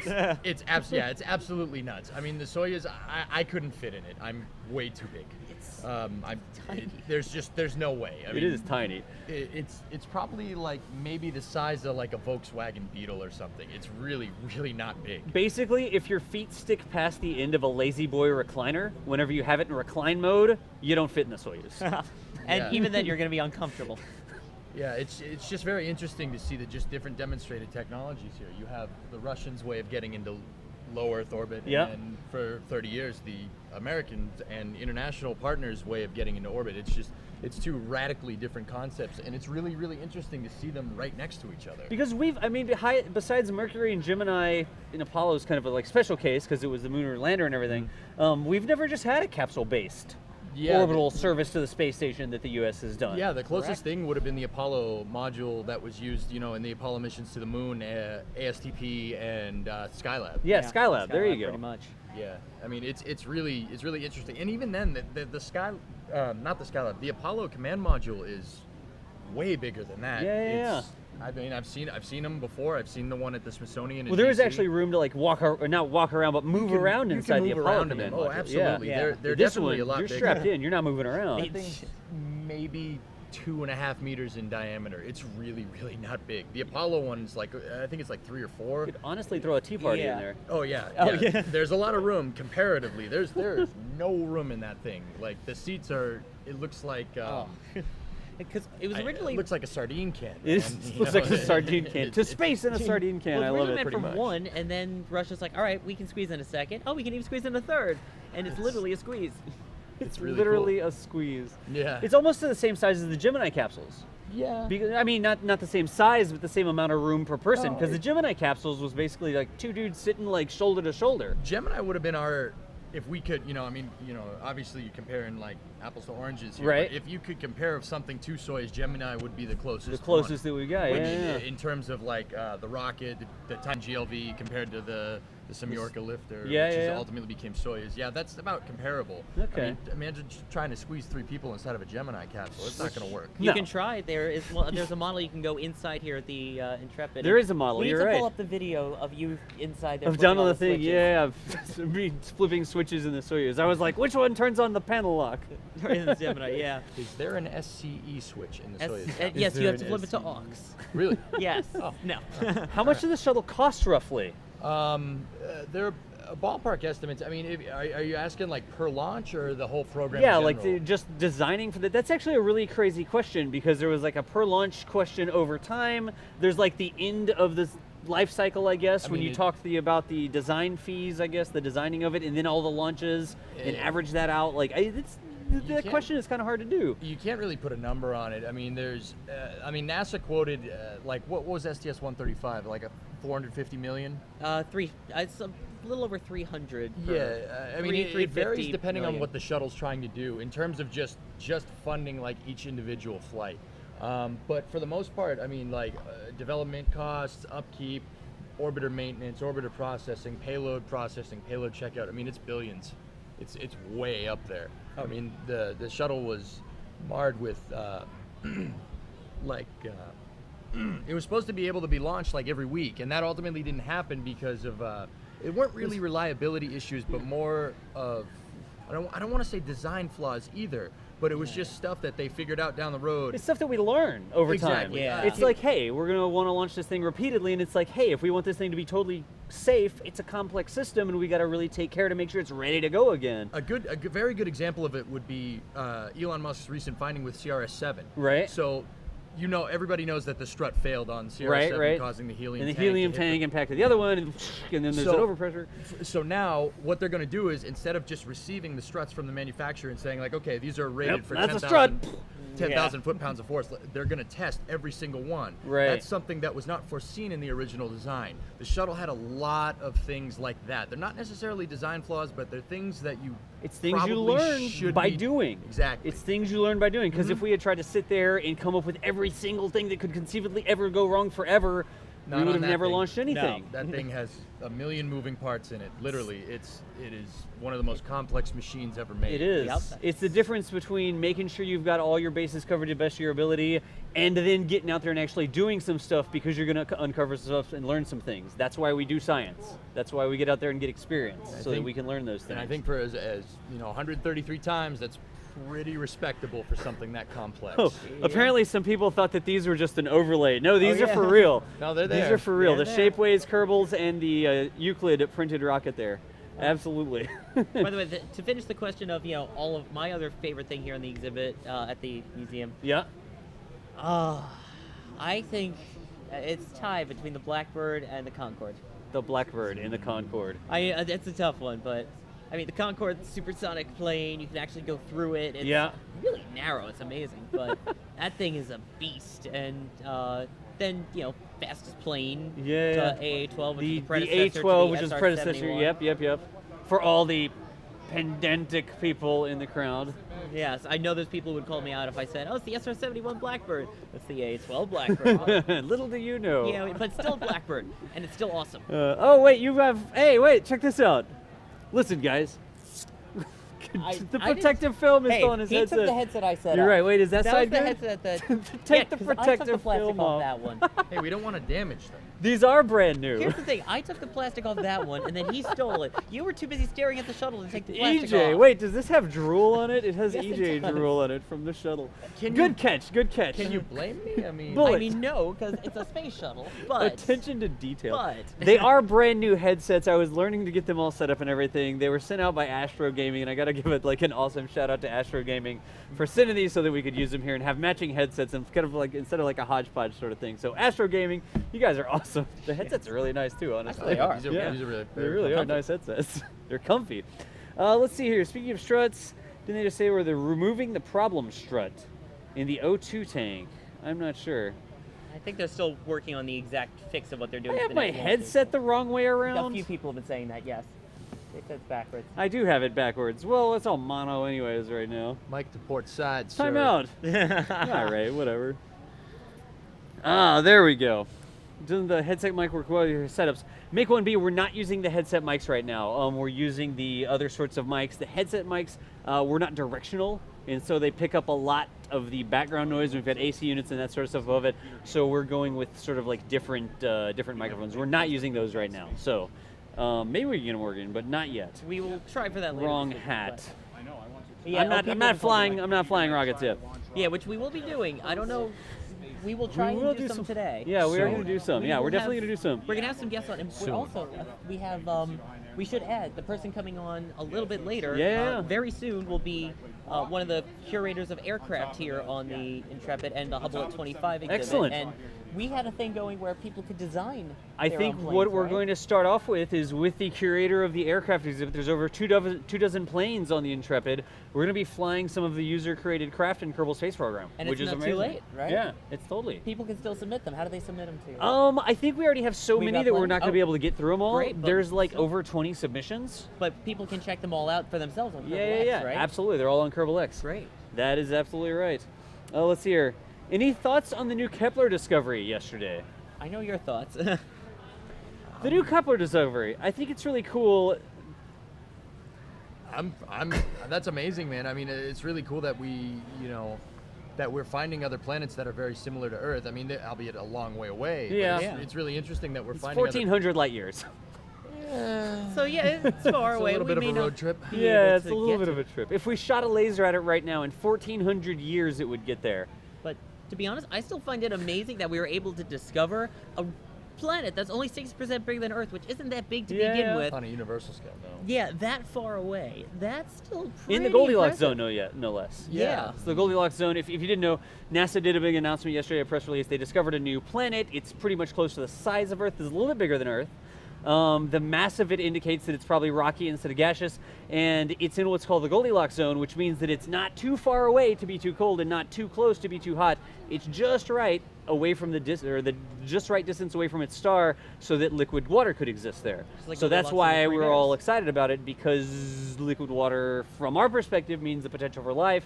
And we've discovered this planet which has all of the things that we can observe. We don't have pictures of it, right? This isn't like we sent a probe 1,400 light years away, but based on the orbits and based on the mass that we can compute from there, the output of the star, and I know we can look at the wavelength output of the star to see what its class is. It's a G2 star, just like our star. Did I get that right? G2 star is us. Yeah, Yeah. no, you're good, man. Yep. They believe that the planet has all the right variables that we can observe to support liquid water, which we think is important for life. So that's why we were so happy, or so excited about the Kepler discovery yesterday. 500 other Earth-like planets have been discovered, by the way. That's not the first one. This is just the closest one. But there are a whole lot of other Earth-likes, or we say Earth-like. And when I say Earth-like, it means in the things that we can observe, which is mass and distance from star and then like orbital period and that sort of stuff, right? Not we have a picture of like grass or trees. But there's a whole catalog of planets that Kepler has discovered. 1,300 new confirmed planets, and there's still, I think, like 5,000 more candidates. Candidates, that's right. Jeez. Let's see, you're looking at something before your setup. No, they're looking at the setup. We've got a huge big screen TV. We've got it set up so they can see Kerbal Space Program in the game and that sort of stuff. When they're playing, they'll be able to see that sort of thing. So that's what we've got going on right now. Yeah, so they can see everything we're doing in the game and us talking. And of course, when people see that there's a broadcast, because there is a note that says we are live, people Yeah, get yeah, on. yeah. So people know that we're broadcasting live, and they're like, "Where is this being recorded for?" And then they're like, "Hi, Mom," which is fine. yeah, of course. That's cool. It is an active working museum right now. Which, while I'm at it, hi, Mom. Yes. While we're Hello, here. mother. Let's see. Did I miss anything up here? What kind of craft? ZooCal. We got a bunch of craft that were submitted from like fighter planes and jets that are here exhibits aboard the carrier. So they have a bunch of preserved or restored fighter jets and not bombers, I guess. Yeah, bombers, helicopters. They've got recon jet sort of stuff. Are you talking about the planes that are on the out deck? there? Yeah, Yeah. exactly. And in the okay. hangar deck. So for the plane nuts, you guys will Is he gonna understand. Is he this. gonna name everything? Oh yeah. Take it away, EJ. So Go. there was an You should say A-12, there's an F-14, there's an F-16, an F-4 Phantom, A-4 Sky Raider. I saw a MiG-17, a MiG-21. There was a AH-1 Cobra, AH-1 Huey, Vietnam era, an not an S-3 Viking, It was an older Sikorsky helicopter. I forget the actual designation for it, but there's also a couple of de-assault fighter planes for the French folk out there. There was a Mirage out there I saw. There's of course the Concorde and the A-12, obviously, and also a Regulus cruise missile. There is a cruise missile on the Growler down there, isn't it? It has Separatrons on it. It has Big Separatrons on it? Big Separatrons. They're like probably 5 or 6 feet long. Really? It used that, yeah. It used that to like get going or something? It used or? basically the equivalent of the hydraulic detachment manifold, the one that can move couple like this way, not Right. a straight detach. It basically has 2 Separatrons attached to a hydraulic lift detacher. So the Regulus was actually built before they figured out the whole launch it from underwater type thing, like what the Polaris The missiles sub would did. actually come up above the surface, and there's like a hanger on it, and the cruise missile would roll out of the hanger on like a launcher, right? Onto the launcher, Yeah. and they'd activate the hydraulic detach, which is basically just like it's like a steam catapult, Yeah, like on an yeah. aircraft carrier, albeit a lot smaller. And then they'd activate the Separatrons at the same time. And in the time that the rockets fired, the jet engine would get up and running, and it would cruise to happy places. Cruise to happy places. Yes. I should add, by the way, all of those things that you just mentioned were only from going to the pier, up the elevator to the flight deck, and into the shuttle pavilion. You still haven't been to the hangar deck. He hasn't been to the hangar deck. Yep. That's right. So let me Zupcal, that see was for you, here. man. I know you like the planes as much as I do, dude. But there's definitely a good bit of hardware on the flight deck of the Intrepid right now. It's really, really good stuff. And like I said, we had to come right up here and get all this stuff set up in the morning. So, and I mean, look at this. EJ wasn't very much help Yeah. in setting up. Let's put it that way. Mostly look at that. But we did get to see a lot of good stuff. It's really, really cool. There's a lot of awesome planes from all the way up Cold War history, Vietnam spec stuff, Korean War era stuff for the submarine. So I mean, it's definitely a really awesome museum, and I haven't even seen the hangar deck yet. So from what I've seen, this place is great. If you like aviation, if you like space, definitely come down here, give it a look. It's really something special. And I'm being told to check the Twitter. That's why I'm being rude and like looking down over here, because everybody's like saying, "Hey, check the tweets, Das." So I'm checking the tweets now, guys. Thank you guys for doing this. Well, there's all sorts of stuff going on. EJ held up the books at some point. Nice. Your space shuttle repair manual. We'll look at that. We'll look at that tomorrow when we're Yeah. Oh, building yeah, it. you tweeted that. I tweeted the picture because we actually, well, the main man Das over here. Wait, I'll what go did I get- do now? You gonna go get it? Yeah, I'll Don't go forget to grab it unplug. Nah. We're good. We are trained That awkward professionals, moment people. when- We are Yeah. so trained professionals. By the way, what Looks you're hearing like- also in the background is, if you can hear that, the education department does shows every, Yeah. throughout the day and little educational displays. So that's what's There going you on go. with that. EJ's got his gift. Well, Das was actually nice enough to bring me a Haynes manual. Yeah, a Haynes manual. And I've talked to them a little bit. I've talked about them a little bit on my stream, but it's mostly for fixing automobiles. So I have a Haynes manual for a couple of the cars that I work on. Anybody that watches the stream knows that I like working on them in my spare time. But now, if I need to, I can fix a space shuttle, because Das got me the Haynes manual for the space shuttle. EJ's gonna be over there with a wrench, like, well, this clearly needs to be torqued down to 100 foot-pounds or whatever. I can use the equipment. Newton- Oh yeah, Pounds. the Hubble tools. Newton Yeah. pounds. Do you think they get mad? Yeah, just take a Hubble tool out and maybe. start repairing the space Yeah, shuttle. Just if you break the glass, maybe. Otherwise, no, you'll be fine. Okay. All right. Well, I'll make sure I don't do that. Yeah, good. Now, I mean, this book's great. It talks about 1981 and onwards, all models. Yes, all models. That's The owner's workshop Probably manual my for the favorite space part. shuttle. I mean, the book covers everything from the shuttle design process to all the different designs that the shuttle went through, the original space transportation program before it got defunded just to the space shuttle and Space Station Freedom later down the road. It covers all the systems on the orbiter. Basically, It's really cool. I don't know why you'd ever need it, but Yeah. it's really Why awesome not? to It's have. awesome. Why not? Yeah, Can't it's hurt. awesome. In case I want to fix my space. Your space shuttle. Or if you're building a replica of a That's space shuttle. I was gonna say, if you It's wanna got build like your tons own, of yeah. technical diagrams and Oh stuff yeah, in it. It's actually really there's, cool. There's stuff all over the place here. Everything from external tank design, solid rocket boosters, how they work there. The flight profiles for the SRBs and everything, the Yeah. recovery ships, like it's got everything in it. OMS pods, front RCS cluster, So cool. actually flying the shuttle. Yeah. The launch complex, all the There launch it is. supporting infrastructure. It's very, very cool. If you haven't scored one of these, do it. It's really, really awesome. Just do it. Zucal, I'm asking a couple more questions here. Zucal, I think we've got all the craft that we need submitted. There's not a Warthog here. The Warthog is not similar to the Blackbird. Just for anyone who is confused there, the Warthog not the same as the SR-71. I believe we may have Slightly different. I believe we may have a special guest coming on All right. in just a moment. Do I we will be- do? Do you want me to stand up and go see you if we wanna can do check, that? right? Yeah, I'll Yeah, do that's that. fine. Let's go see All if right. we've got somebody and see if we can get going with that. I will be right back, guys. They will keep you company. Yes. Wait for the pump. Yeah, there we go. There we go. All right. There it is. So. Yeah, we got to get you down to the hangar deck too, where that's where all It's interesting seeing the planes that have the folded wings, because just imagine how many of them were fit all in there together. Oh, I mean, and this is a World War II spec carrier. The Intrepid is actually an Essex-class carrier. It was made during World War II. It originally had wooden flight decks, but through the Korean War and modernization through the Cold War, it was actually upgraded to a semi-modern working aircraft carrier. Metal decks. They added an angled flight deck for it. I think that was sometime in the late 50s, maybe mid to late 50s. So it was a full-on aircraft carrier, and it was eventually replaced by the nuclear-powered carriers that we use now.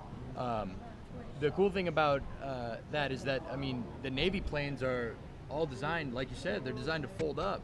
So because space is at a premium, it's only 4.5 acres of surface area. So you have to fit an entire fighter squadron in that small area. So that space is really at a premium. Between moving planes down from the upper decks to the lower decks, flight deck, down into the hangar. And the hangar also, on top of stowing vehicles, is responsible on an aircraft carrier for repairing and fixing the planes. The aircraft carrier actually is, aircraft carriers in general, the Nimitz class and the Ford classes that are coming down the road are full 100% repair facilities. You can completely disassemble and rebuild a plane, and the ship is actually complemented with all the parts that you need to rebuild these jets. So on top of being able to stow them in really small areas, they can also build and repair them. It's really, really interesting stuff.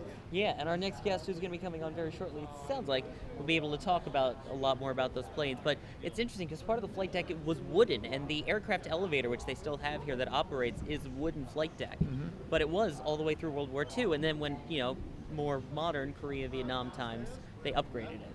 But yeah, it's very interesting stuff to see the conversion, because the Essex class carriers during World War II were originally a straight deck carrier. They were really only designed for propeller style planes, and then as the jet age came in, they were able to take, they just figured out an angled flight deck would probably be a better design, because that way you could launch and land planes at the same time. So it was eventually converted over into the configuration that it is now. All right. Yep. And guys, I'm going to be here on the camera, but I'm going to be going over here, getting some stuff set up for our special guest. We're currently waiting on a special guest, the curator of the aircraft exhibits here, the flight and aircraft exhibits. yeah, we were just talking about some of the planes and the folding up, so it'll be good to talk to him about some of that. Excellent, perfect. Yeah. So I am going to be here, but these guys are going to be talking for now, and I'll be working on some of that stuff. So just want to explain what was going on there. All right. All right. So, Sawyer, Continue. Yes.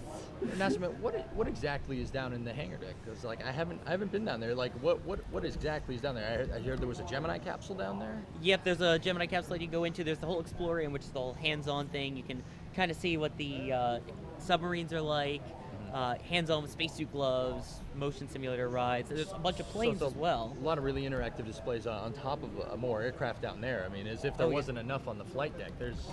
There's got to be like 20 planes up here on the flight deck, including an A-12, which is not a small piece of equipment.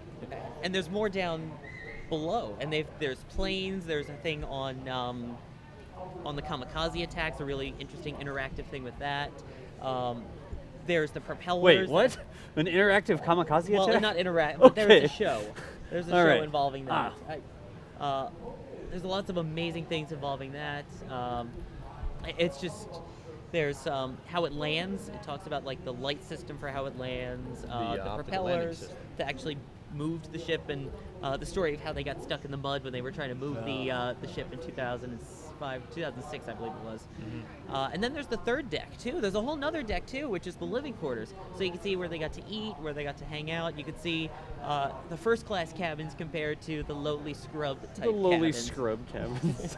That's the official term for it, not. But it's just, there's so much there. It's really cool. Yeah, it's very interesting stuff. We definitely have to head down there a little bit. Oh yeah, after we finish broadcasting, we're going to break him and show him all the cool planes and things. And then there's all the stuff on the pier for the Space and Science Festival too. So. And then we haven't even seen the Concorde yet. No, we haven't even gotten to show you the Concorde up close, and the tires, just the big engines. You can see the Rolls-Royce engines. That in plane. them, All right, and y'all excuse me for 1 second. I will be right back again. All right. Yeah, no, it's a really cool place. If you've never been and you're coming to New York, you have to make it a stop. Even if it's just, for a little bit. If you're even remotely interested in any of the things that you've heard us talking about, it's a must-stop in New York. Oh, absolutely. In my opinion, at least. But Does the Enterprise have working cargo bay doors? does the Enterprise have working cargo bay doors?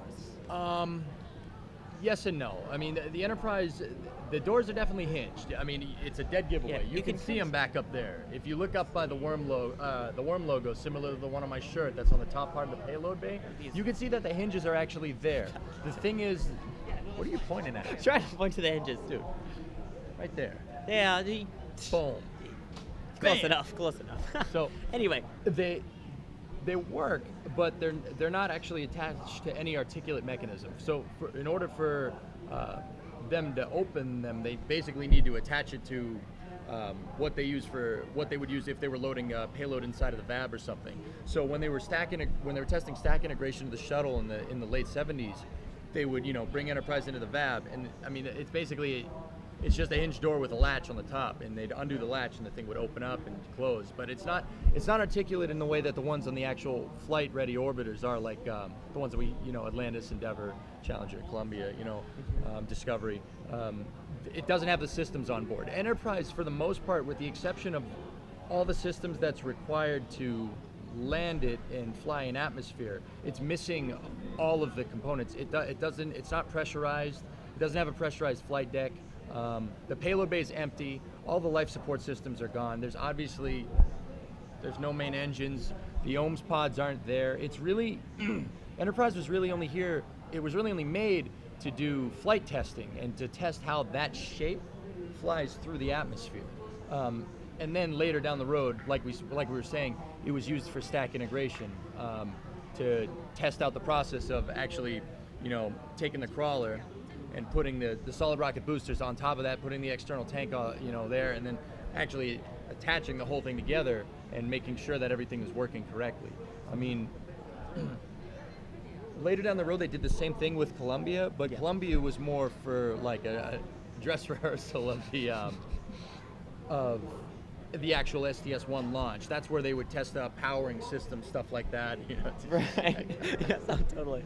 Selfie sticks. I thought they were banned in the shuttle pavilion, but that's another story. But anyway, yeah, it's really interesting stuff. Enterprise is it's a quintessential piece in the shuttle program, and it's really special to be broadcasting next to it right here. It's awesome. Oh, it really is. I would say I love it, but I think I'm beating a dead horse with that one. And in fact, if you go to the Intrepid YouTube channel, they have a video of the person you're actually going to see in a few minutes inside the cargo bay of what's inside, at least Enterprise's cargo bay, so you can see what it looks like. That's on YouTube. It's essentially the cargo bay of the shuttle of Enterprise is essentially it's nothing. It's just the skeleton, I guess, with the outer skin of the orbiter. And even the outer skin of the orbiter, you can see we have the black and the white parts here on the orbiter. That's not LSRI and HSRI like actually on a flight-ready orbiter. You can actually see that these aren't real tiles, because if you look at the landing gear door that's just over here to my right, that's just to the right of the Soyuz rocket where Das is sitting down, you can see the different tiles on the landing gear door where they used for testing. You can see the just change, over his shoulder. Yeah. the change in color. It's just over Das's right shoulder on the left-hand side of the screen. If you could just move to the left a little bit, bud, they can see the other way. Other way. What do you want me to do? Thank you. You can see the landing gear doors, and you can see the actual That's tiles got it. comparatively to the they're not fake, but they're definitely not the simulated. They're simulated. They're Simulated not tiles. HSRI. And Sawyer and I were having a conversation like, what is this stuff? And And someone asked that in chat, what is the shuttle made of? the Enterprise. I mean, Shuttle pieces. Just by looking at it, there's a couple of guesses. I'm saying either fiberglass or either that or it's a gigantic paper mache model. Paper mache I model. really hope it's not that, and I really hope it's fiberglass. So we've got our next special guest here, Eric Bame from the museum. How about I EJ, if we could do the normal thing, or Oh, okay. what? It's up to you guys how you want to do it. We can do that, sure. What do you Yeah, think? no, we don't have 3 chairs. Yeah, man. so, Yeah. all right. I'll vacate. We're a little I'll go back short to on being the that. sound Yeah, guy. yeah. All right, go good enjoy deal. the shuttle. So we're going to bring another special guest on here, folks. We've got Eric Bame, who's the curator of aviation here at the museum. Let's So see if we there's can a wave plane. him He's the on guy to over. talk to Come on about it. over, sir. This is our professional production environment. Yes. Good to see We'll you let again. him get some headsets on there and get going. Outstanding. We good to go? I'm good to go. All right. right. Good deal. Well, thank you for joining us. Thanks for having me. This is a lot of fun. It is a lot of fun. We get to play video games, and we're on an aircraft carrier with a space shuttle behind us. I can think of worse ways to spend my day. And I get paid for being here. You get paid for being here. That's right. I'll come even if y'all don't pay me. Let's put it that way. You know what? Don't tell the boss, but if I won the lottery, I'd still come You'd here. still and work. come. Alright. Nice, nice. So, Eric is the curator of aviation Yes. for the museum, and that means what? I think I kind of get to own the airplanes. Own you the know? And airplanes. we make decisions about how they're painted, how they're going to look, how we're going to display them, Okay. you know, what goes on the label, the stories that go with them, how they relate to other exhibits, and it's just a whole lot of fun. We Make also sure do the that they're all- restoration. So the airplanes, most of the airplanes, there's 27 airplanes in the collection, 27. and most of them are outside Right, in New York City. right. That's a lot of salt water. It's a lot of pollution. They require some maintenance. Yeah, they're kind of rotting away right before your eyes. Right. So it's nonstop. We have a very small crew, but we have a dedicated crew of volunteers. So if anyone wants to volunteer, There you go. come on out. We'll put you to work on old airplanes. But keeping the airplanes together is a lot of work. Excellent. So, we've got some airplanes that are on the deck, right? And we've got some airplanes that are down inside, and we've got one airplane down on the pier even. We have a Right? Concorde. We You have a Concorde Concorde. airliner down on the pier. It's awesome, Down on an the amazing pier. thing. Yeah. Does the Concorde, is there a walking tour or something you can do, or is that still going on? There's a special tour. It's A a, special tour tour. guide-led tour. Okay. It's limited every day, so Right. it's really You have first to come, sign first up served. for it in You have advance to or sign up something? for it and pay a little extra Pay a for little it. extra, that's But okay. it goes towards the Goes maintenance. towards the maintenance, that makes perfect sense. But it's a wonderful experience. I've never, all the feedback when they come out, it's just an amazing thing. So Concorde is Fantastic. definitely worth it. You can actually like kind of walk through it, and the tour guide talks about. You can kind of see the inside of it, or is it like a look-in? Well, it's a walk around the outside. You Walk look at around all the the outside. interesting features. The Concorde is very unique in a lot of ways. Right. And then you do get to go inside, and the tour guide will take you through a flight. Okay. Actually, the record flight, the New York City to London record flight. Really? And then after that, you get the sneak peek in the cockpit. So Really? the tour guide will go into the cockpit with you. We don't let you sit in the pilot seats because you can break buttons and knobs Yeah, climbing in. yeah. But you do get to get in there and see some of the unique parts. It's not your everyday airliner. I'm not sure. It's not just like walk around the wheels and look at it. It's like you actually get. It's that's a actually really great cool. tour. Excellent. One thing I was wondering, we were just talking about this before you came on, was in the hangar deck, with all the folding wings and everything. How did that work? How do you, because there's, we've got the 27 planes now. How many planes were there when it was in service, and how did you get all of them to fit? Yeah, you noticed the folding wings, right? Yeah. So almost all carrier airplanes have folding wings. One exception would be the Skyhawk, the A4 Skyhawk, that was actually designed to be small enough, compact enough where you wouldn't need the complexity of folding wings. But yeah, you can get 4 squadrons of attack airplanes on board, 12 to 14 airplanes per squadron. You can get a lot of airplanes on board an aircraft carrier when you fold up the wings. Wow. Yeah, it sounds like a lot of planes. Now, in addition to the planes, you also deal with the space planes, correct? Yeah, we have 2 spacecraft on board here, so definitely Enterprise, which is just a marvelous machine. And I walk in every day, I do walk-arounds and I look at this thing and I just marvel at the technology, even though it's that older technology, but still an amazing vehicle. And then we also have a Soyuz capsule that a very good friend of the museum, Greg Olsen, who was the 3rd space participant, and flew up to the ISS, and then he has loaned us his capsule, which is remarkable to see this thing. It's all burnt. Yeah, it's actually a flown capsule. It's not It is just a like real a live space capsule. mock-up It's that was an amazing tested or thing. something. And it's sitting right behind you. You can actually see it on the camera. Yeah, over You can see over there. right behind us that there is the Soyuz. It's right behind your head, actually. I don't have it up there. Oh, you don't have it up on the. So what we were going to do here, we play a game, right? All right. And we kind of do like a STEM edu gaming sort of thing live on Twitch. We call it the Kerbal Space Academy. But we want to do a couple things here that may not exactly be space. On the screen here, after I flip over, you can actually see that we've got a little bit of a mock-up of a plane. And so what we can do, it's rolling down the runway. I should probably set the brakes, right? There we go. So what we've done here, we had one of our viewers submit a craft. And this looks a little bit like, can you guess? Well, it looks a little bit like a couple of things. Yeah? I see a little bit of F-16 in there, and I see. You're done. You got it. Well, yeah, but there's still some components of the MiG-21 with the Delta wings. So Right. There's the intake under there with the landing gear.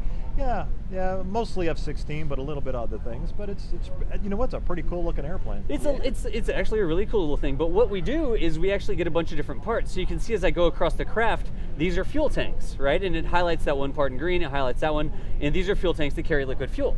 And since we're using an atmospheric kind of jet engine, we need liquid fuel, and then we would need the intakes like we've got on the bottom of the S-16 down here in order to fire the actual atmospheric jet engine, right? Right. As opposed to a rocket engine, it would need its oxidizer and Sure. liquid fuel, right? So one of our viewers submitted this craft that's kind of in the form of an F-16, and what we can do in the game after they've built it is fly around with it. All So right. while you're playing the game, you can kind of like come up with anything you want to do.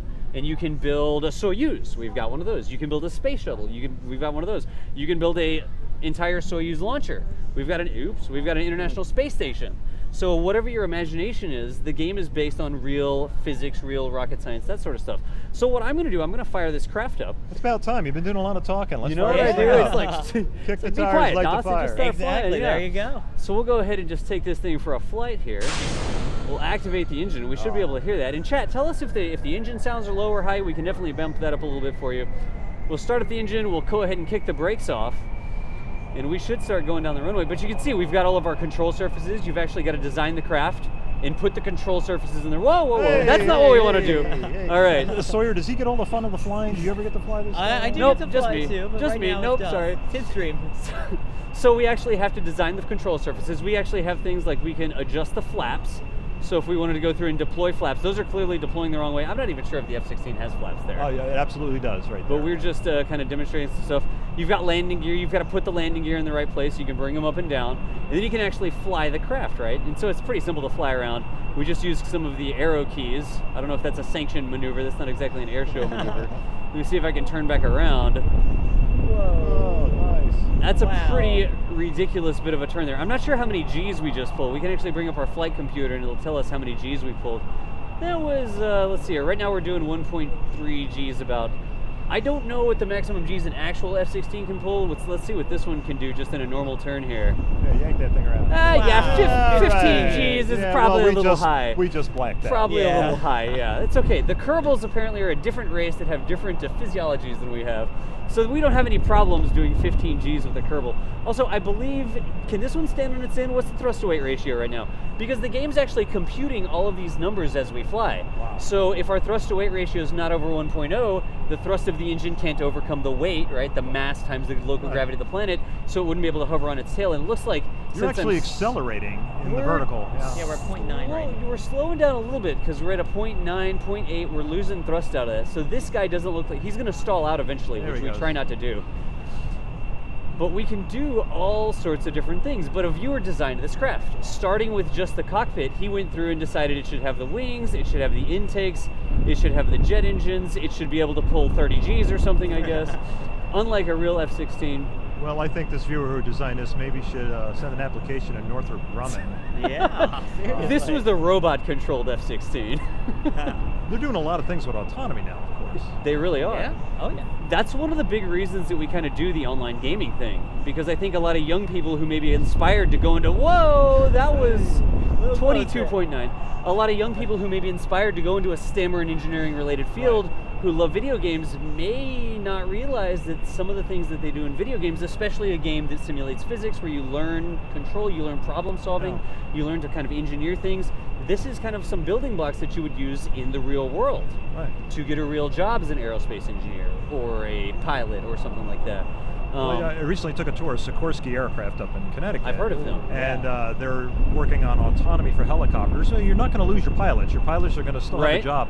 But the helicopter becomes very easy to fly, and they actually let me fly the simulator, and I was able to land it without killing myself. Wow. But he flipped the button off and took the autonomy mode off, and it's kind of like the easy button. Okay.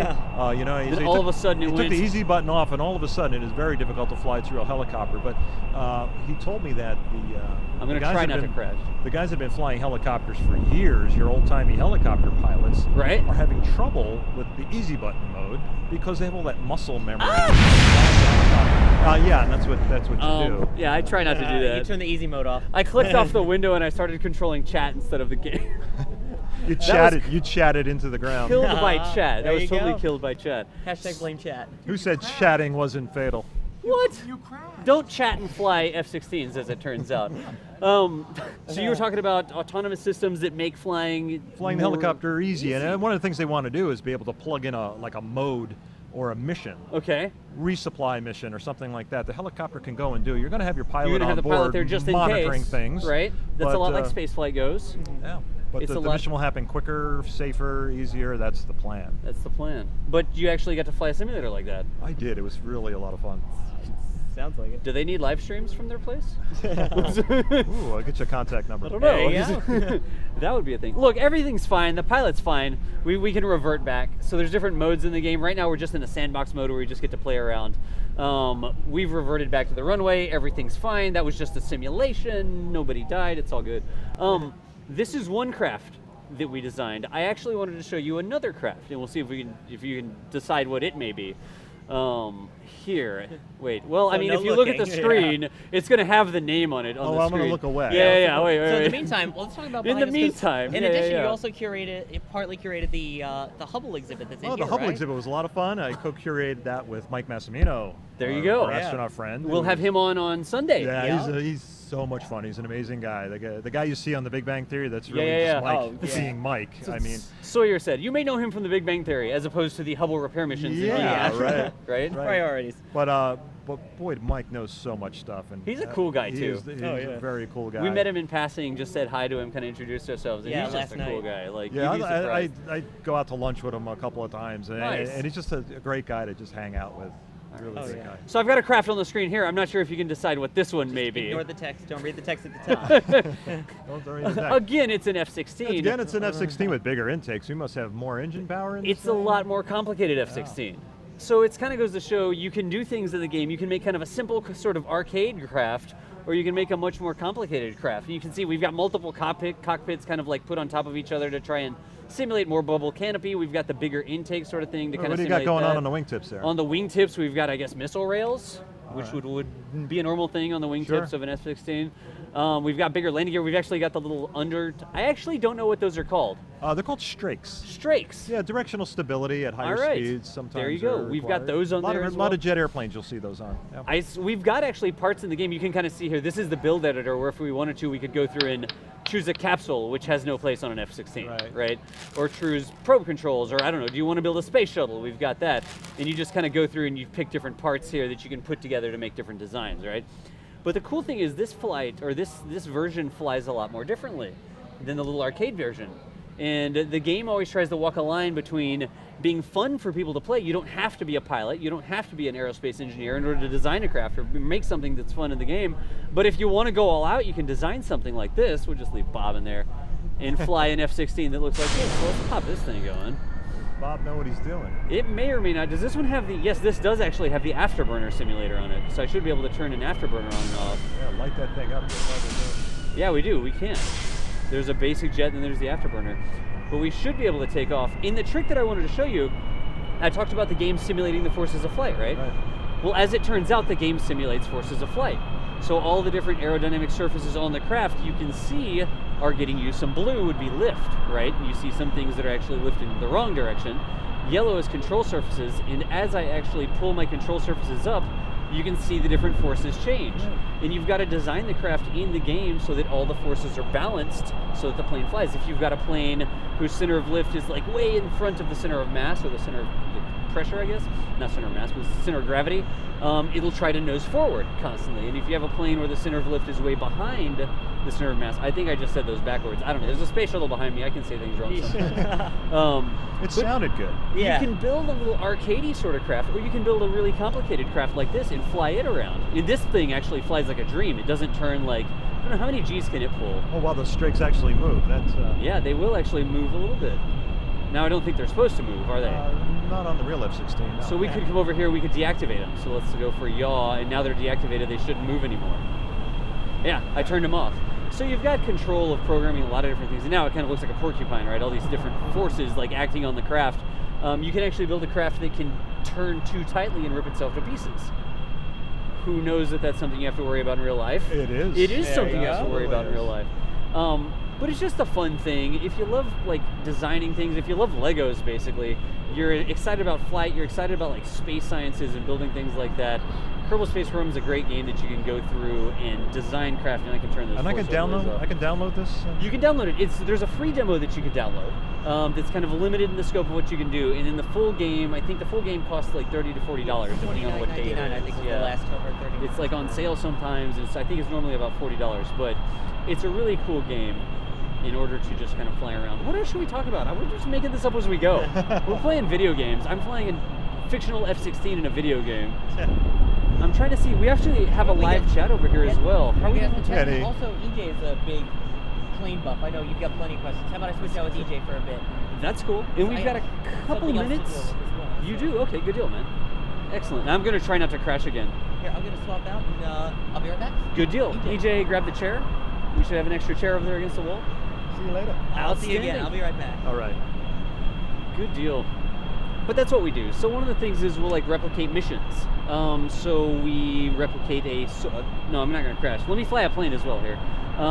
We'll say, hey, let's talk about how the Soyuz makes it to the ISS in real life, and we'll time it with a real life launch, Really? right? And we'll say, hey, they're launching the Year in Space program. Or the Year in Space mission. Let's talk about what NASA's trying to do. Let's simulate our own Soyuz. Oh, this is not a Soyuz, but let's simulate our own Soyuz mission in here and talk about the different flight profile, how you get to orbit, how you rendezvous and dock with the ISS, the fact that you can't use the main engines on the Soyuz within a certain distance of the space shuttle. So the dynamics in space. The dynamics in space, Can you show me that? based on real orbital mechanics. I can absolutely show you this. I could launch that craft. Soyuz, you made a Soyuz. I could either just kill this Kerbal or here. This is not a sanctioned maneuver. Wait. Okay, that's ridiculous that it was able to do that. This one is actually designed by Brutus, who designed quite a few craft. We won't even have time. It's Well really done, good. Brutus. There's an Yeah. excellent PDF that the museum puts out that has a bunch of the different airplane exhibits in it with some stats on it. Brutus took that PDF and designed almost every craft Well, from the that's PDF in the fantastic. game. I'll never have It's time getting to a show use them that all. I've never even thought of. It's amazing. Let me just revert this flight without killing anybody. We'll go back to the spaceplane hangar. So we've got a spaceplane hangar where you design space planes. This is where you would design a shuttle or Okay. something like that, or an aircraft. And we've also got a vehicle assembly building where you would design rockets. And let's see if we can't come over here KSB and uses grab. vertical integration, so they have a vertical assembly building. You Yeah, see it right in there, the yeah. foreground. Let's see if we can't just grab one of the Soyuzes. So I'm going to click on the launch pad and it'll bring up all my different craft. Base interrupted, dress probe, Joule, simple space. There's a Delta 4, a Delta Chi instead of a Delta 5. Let's see here. There's the KISS. There's the Koyuz, KSA-1 Koyuz stock. And we've got a progress as well. Have we updated this one? Yes, that one's updated. All right. So let's put this guy on the pad. I only put one Kerbal in it. I think I could actually pull some people from chat. You know, at my age, everything was Saturn V rockets. Have you ever done a Saturn? We V? have done a Saturn V because That's it was an the amazing machine. anniversary of the Apollo 11 mission. Just came up. Yeah. We did the launch. Actually, I never got around to the landing because I was preparing for the show here. We've got a CSM and the LM in transit to the moon in one of these saves. So you can land on the moon with We a could lunar totally module. land on the moon. Yeah, I'll yes. see if we've got time to show you that as well. And Sawyer's getting set up for the next thing. So here we've got our Soyuz that we designed in the game. Oh, that's beautiful. And this isn't the whole thing. It's only got one Kerbal in it right now. I may be able to grab, let's see here. Yeah, we'll grab a couple more people. Out of chat. Scanning. So this, right now, we've Viewer got 500 people drafted. watching us. We've got Kenshiro G. We just pulled out a chat on Twitch, and we created a Kerbal with his name that we can put in the rocket. So that's kind of people love to ride in our rockets, and then they die. Just sometimes. It is a game. We'll put Kenshiro in there, and let's see if I can't grab one more. Scanning. Viewer. Drafted. Naughty Pigeon. All right, that's an interesting name. Where We'll are put you, that in Naughty as well. Pigeon? Yeah, there you go. Right. You know, there's probably a lot of those in New York, honestly. So we've got our little Kerbals in here. We've got our Soyuz rocket. I hope that this one works correctly. I just pulled one Soyuz rocket. I've got like 4 versions of it. Hopefully this one is the one that works. And we've got to do all the normal things. We've got to like pull the throttle up. We can actually lock down our resources, so we'll see how much electric charge, how much monopropellant we have, how much liquid fuel. The solid fuel is actually the SRBs that push the boosters away. The LFO, liquid fuel and oxidizer. You can actually see all the different tanks and the way that they're balanced and stuff. Wow. Let's get rid of this here. Now, I mean, you got to keep in mind that KSP it's designed to give you an entry-level understanding about how spaceflight works. Ooh, that's so not what I want. when you want to go out to the moon is on the same exact inclination as Kerbal, which is the Earth analog in the game. Right. So you can, it's a lot easier because you don't have to launch on a flight azimuth. You can just launch on an azimuth of 90 and then do a lunar injection burn right out to the moon. It's actually, it makes it so it gives people a fundamental understanding of how orbital mechanics work, and we'll be going there in a second. Yeah. So we've got the rocket all set, right? I controlled, like, you have different probe cores you can control from different like points of reference and that sort of stuff. We do things. We bring our throttle all the way up.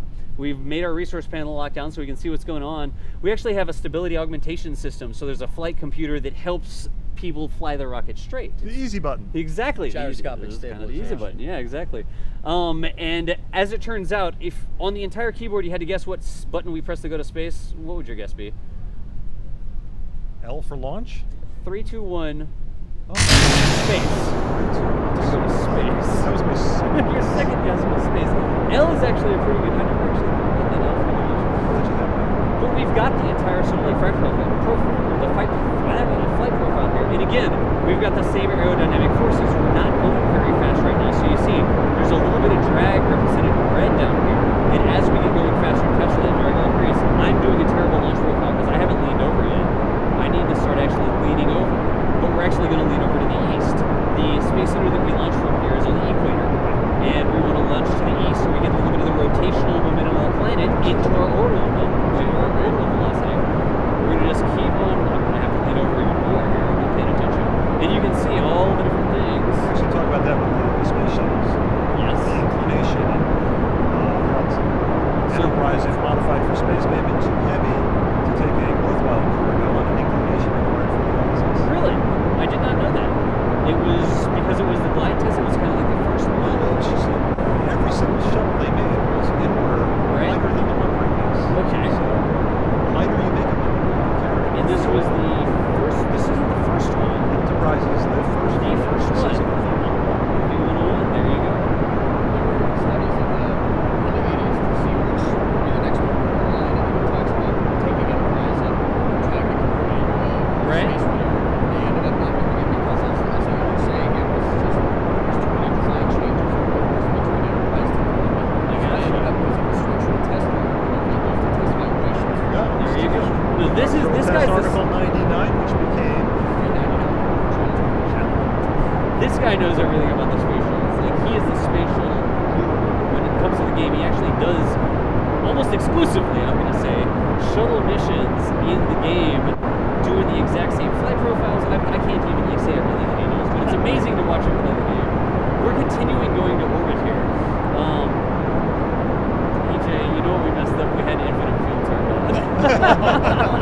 So Why? Infinite fuel, huh? Yes, no, there are things we were using it to test things earlier. And now that you're flying, you can't take There's it off. chat screaming. Yeah, everybody's like screaming at me that infinite fuel was on. Well, I could always shut down those and then decouple them. We're well past the point we should have gotten rid of them. I'm gonna have to cheat a little bit. Let's imagine that they ran out of fuel. I think we can't get a Korolev going.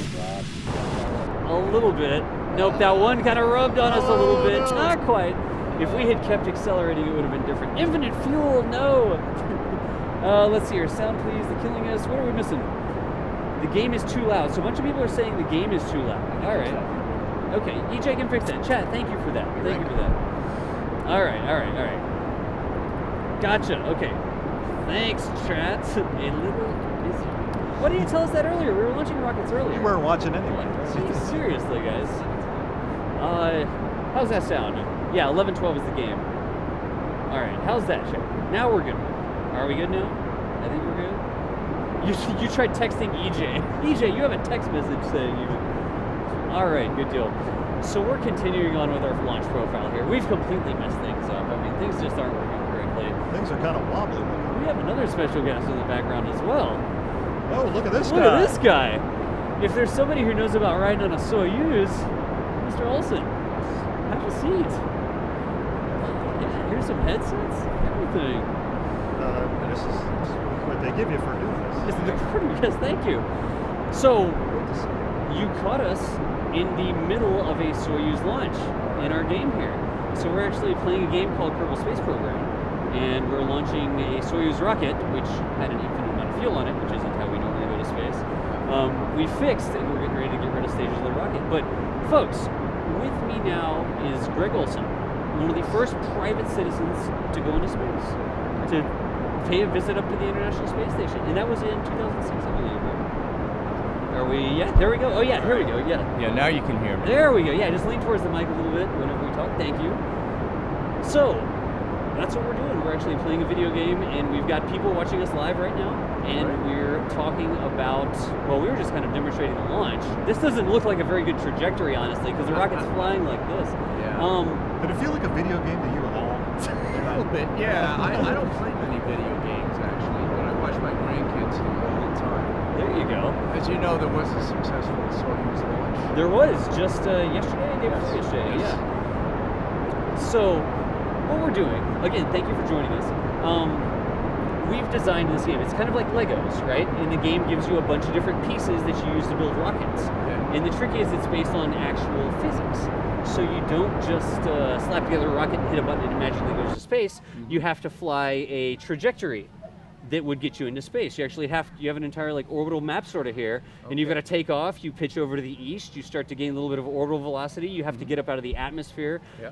And what we do is we teach people through the video game the basics of orbital mechanics, the basics of space flight, the basics of how you would rendezvous two craft together, that sort of stuff. So Super. what we wanted to do is talk to you about your experiences in space and kind of what you thought about it. So you rode up in an actual Soyuz, which is sitting behind us, by the way. Actually, that's the capsule that the Intrepid here is the one that I descended in, and I landed in Kazakhstan. Okay. I took off on a different one, TMA-7, that my co-flyers, astronaut Bill MacArthur and cosmonaut Valery Tokarev, they stayed on the space station for 6 months and came down in TMA-7 with a different flyer than me. What was it like? I mean, to ride in the Soyuz, like... Well, if you have a look at it, it's pretty cramped and crowded. But when you launch, it's just one direction, and you push back in your seat at we had about 3.5 Gs, or 3.5 times the force of gravity, while we were accelerating. And it took us only 10 minutes to get from 0 to over 17,000 miles an hour. So you really feel pushed back in your seat. Wow. And there's nothing really in the normal activity, even take off a normal aircraft that are like it. Fortunately, during our training, we rehearsed this in the centrifuge. We're taking up to 8 and even occasionally 10 Gs, just so we can experience what it feels like. Gotcha. So, is it a rough ride? Is it a smooth ride? Other than the G-forces, the launch is pretty easy. I mean, you just push back in your seat, and you even feel your face and ears being pulled back.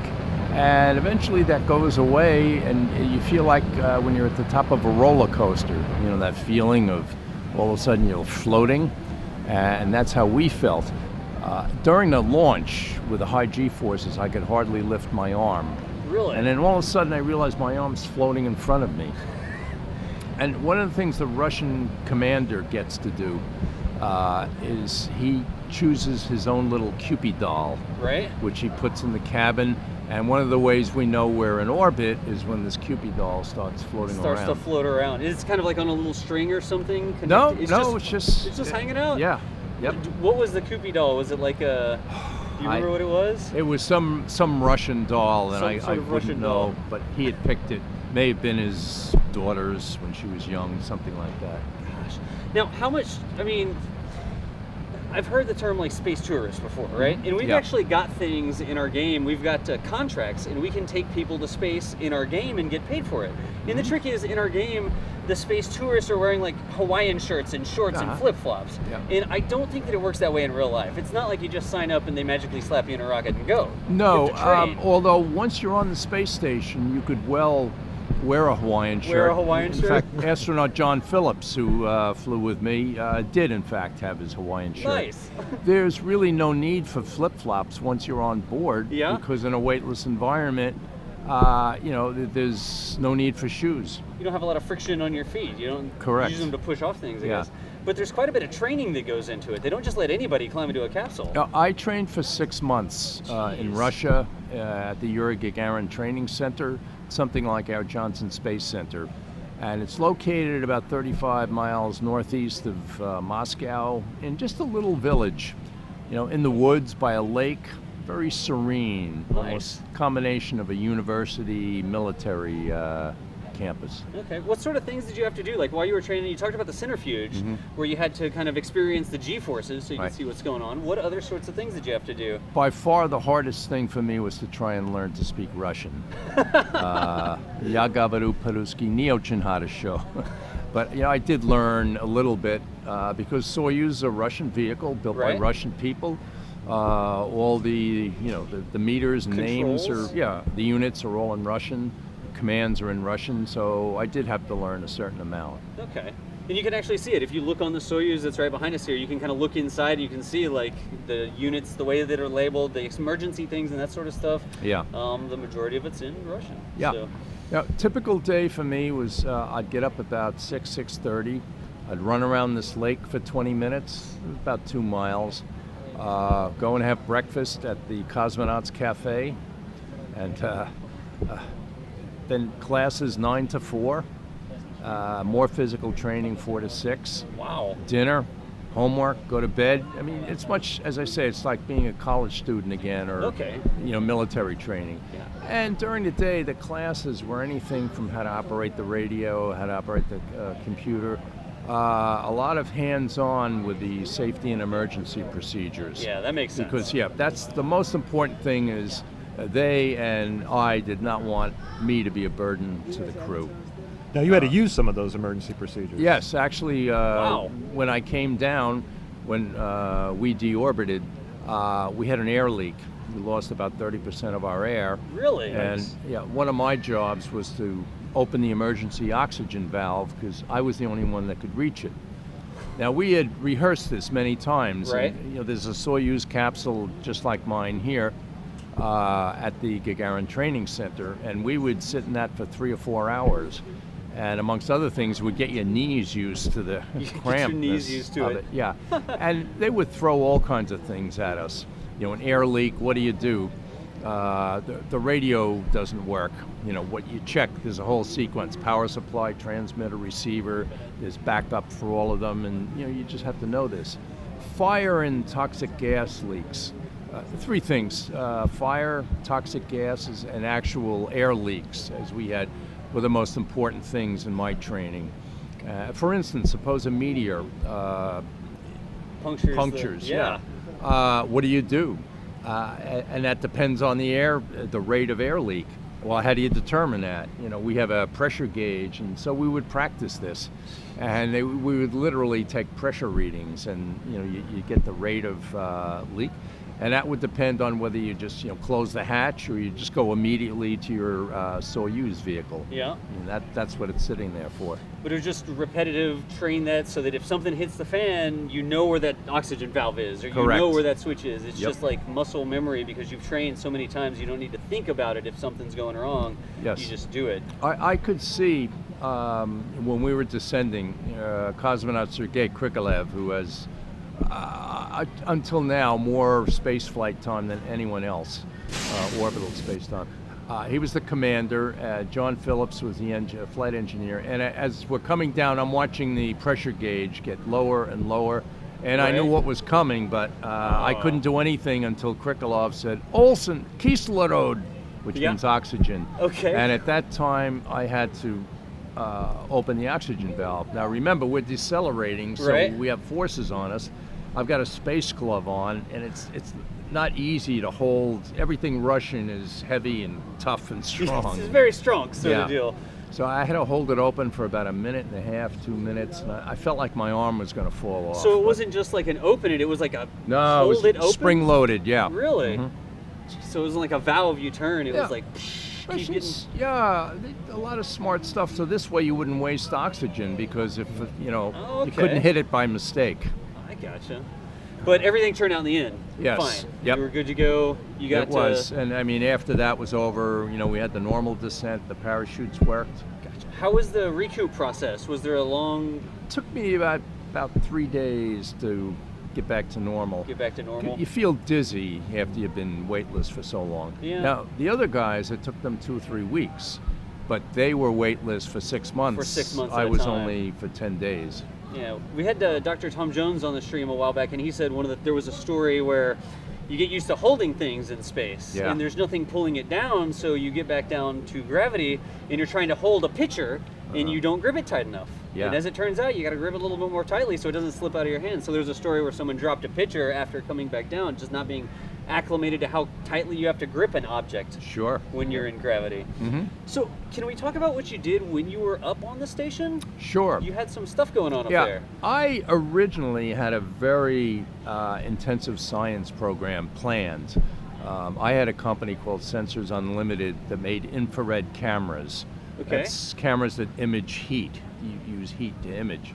So you can see in the dark. You can see stars that are not visible to the eye. Right? And I had wanted to take that camera up and look at the Earth because you can see things like how healthy crops are. Okay. Water absorbs heat. Things that don't have water will reflect heat more. So if you're looking at a field of crops, if it's very dry, it will look white on an infrared camera. If it's very healthy and has lots of water, it'll look black. So, using that, you can tell the health of crops. This thing is also used for de-icing on aircraft for the same reasons. Really? Ice reflects heat, so with our camera, if a wing is white, it means there's ice on it.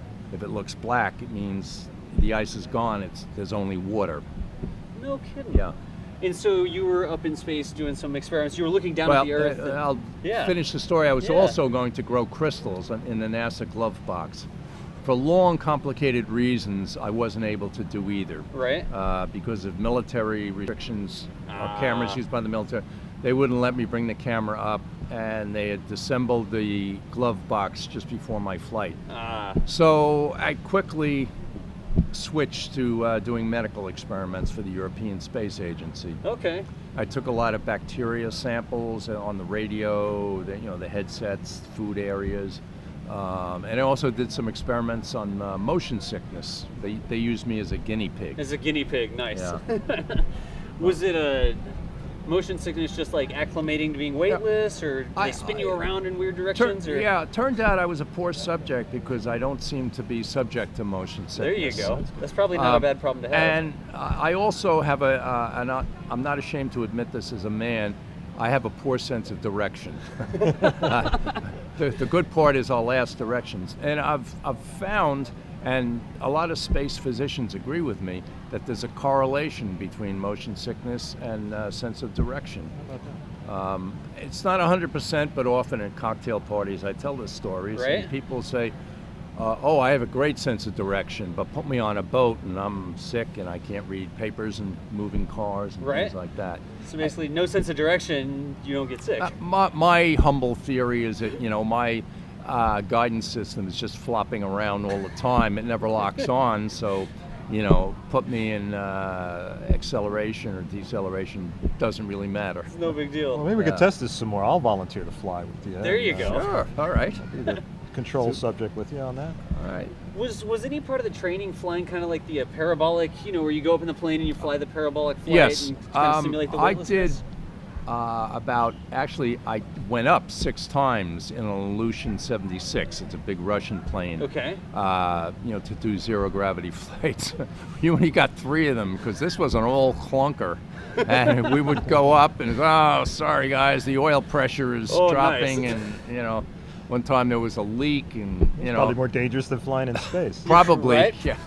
But, during that time, we try and do things like put on gas masks Right. and things.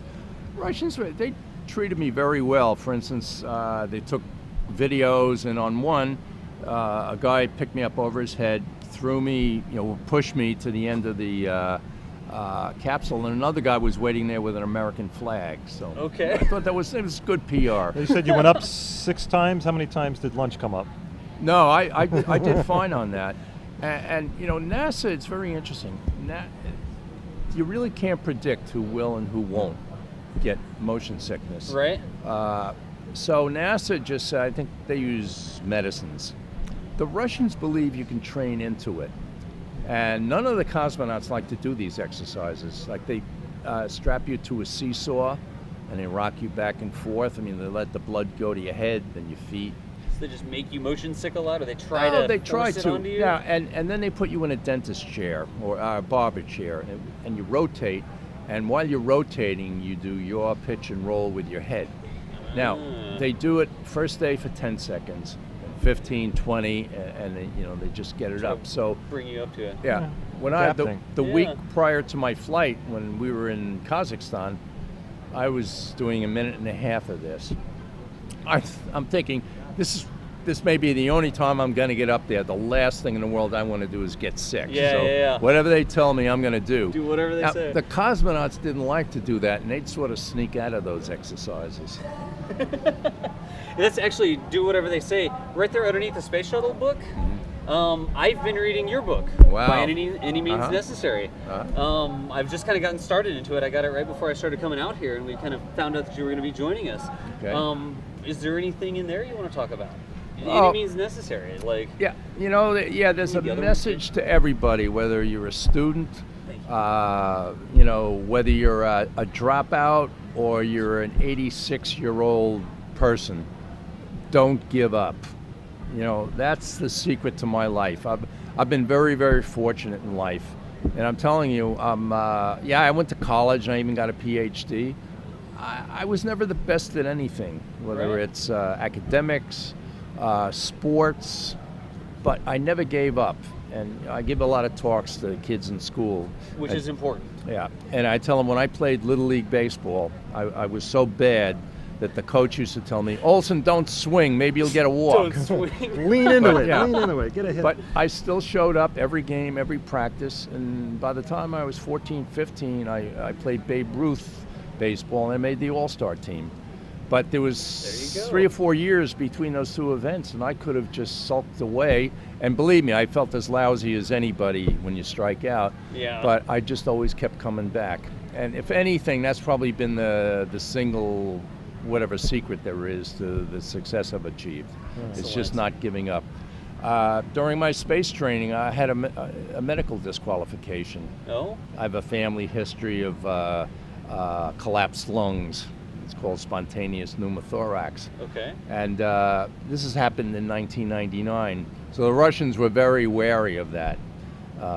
So I was in training in 2004 for 2.5 months, and they're always doing medical exams on you. And one time they took an x-ray of my lungs, found a little black spot, and they just freaked out. You're out. Big red X on everything. Because, any pilot will tell you this. When you're in training, the doctor is not your friend. He's more like your enemy. It's a gate to be, jumped over. Heartbreaking, Yeah. Obstacle to be- And that was devastating to me. It was like getting fired or flunking out of school. That really bummed me out.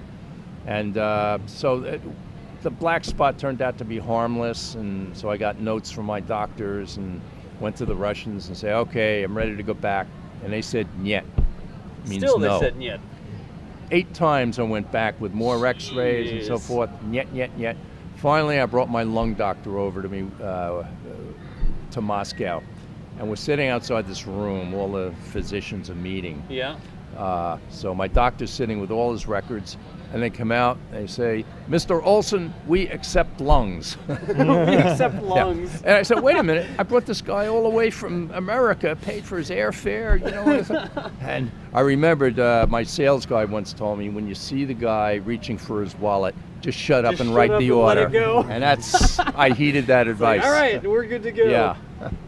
Excellent. So I got to go back to work. you have to go. Yeah. Excellent. Well, thank But you you so got much, Greg, Eric. and- I think we'll be able to keep talking. Yeah, I think. I think Yeah. Greg has a few things to tell you about flying in space. Thank you so much, Eric, for joining us again. Eric, seeing you, sir. curator bet. of aircraft. Thanks for all you do. The aircraft curator, yeah. Aircraft curator here at the Intrepid Sea, Air, and Space Museum. Come visit. Find me. Seriously. Let's talk airplanes. Absolutely. Or spaceships. Or space, or anything. Really. Or anything. Or Hubbles. Hubbles. Or anything. That's the other thing. The Hubble 20. You were the Co-curator on for that the Hubble with 25. Mike Massimino. Yeah, Mike comes here a lot. Yeah. Oh man, we're gonna have Mike here on Sunday on the stream as well. Wow. So Yeah. we're doing Say really hello good. for me. All right, He's we'll a do. great guy. Absolutely. All right, I'm going to hit the road. Thank you. We Thank you for having appreciate me. it. All right, good deal. And if you see Sawyer over there, tell Sawyer to come on back. And yeah. All right. So, I was kind of starstruck, and I was so interested in your stories. I did a very poor job of flying the Soyuz here. I've currently got you on a very poor trajectory from intercepting basically anything. That's an escape trajectory. Yeah. From our version of the Earth, which is called Kerbal in the game. Yeah. We would be going into a solar orbit. That's not what we try to do normally.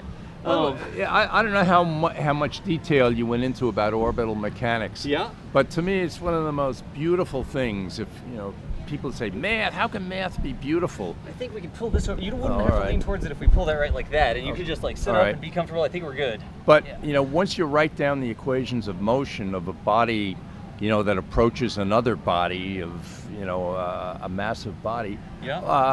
a bunch of things can happen. You can whiz by. Yeah. You can be deflected. You could get captured into an orbit and be elliptical or circular. Yep. And this is all worked out in mathematics, and that's the beautiful part. Ellipses, hyperbolas, parabolas, circles, all drop out of the equations. And I remember when I had my class on orbital mechanics, I got goosebumps from saying, "Wow, all the stuff I learned in high school that I really didn't understand really has a meaning." It makes sense, and it's really Yeah. nice. All that's actually, to an extent, that's simulated in our game as well. So it's actually based on real orbital mechanics. If you pass in our system here, we've got a moon right over this Okay. way. Uh-huh. If you pass within a certain distance of the moon, its gravity will start to affect you, and we can actually use Sure. it for a gravity slingshot. Oh, wow. So we did a replication of the Rosetta, the Philae mission, and we did a gravity slingshot Thank you.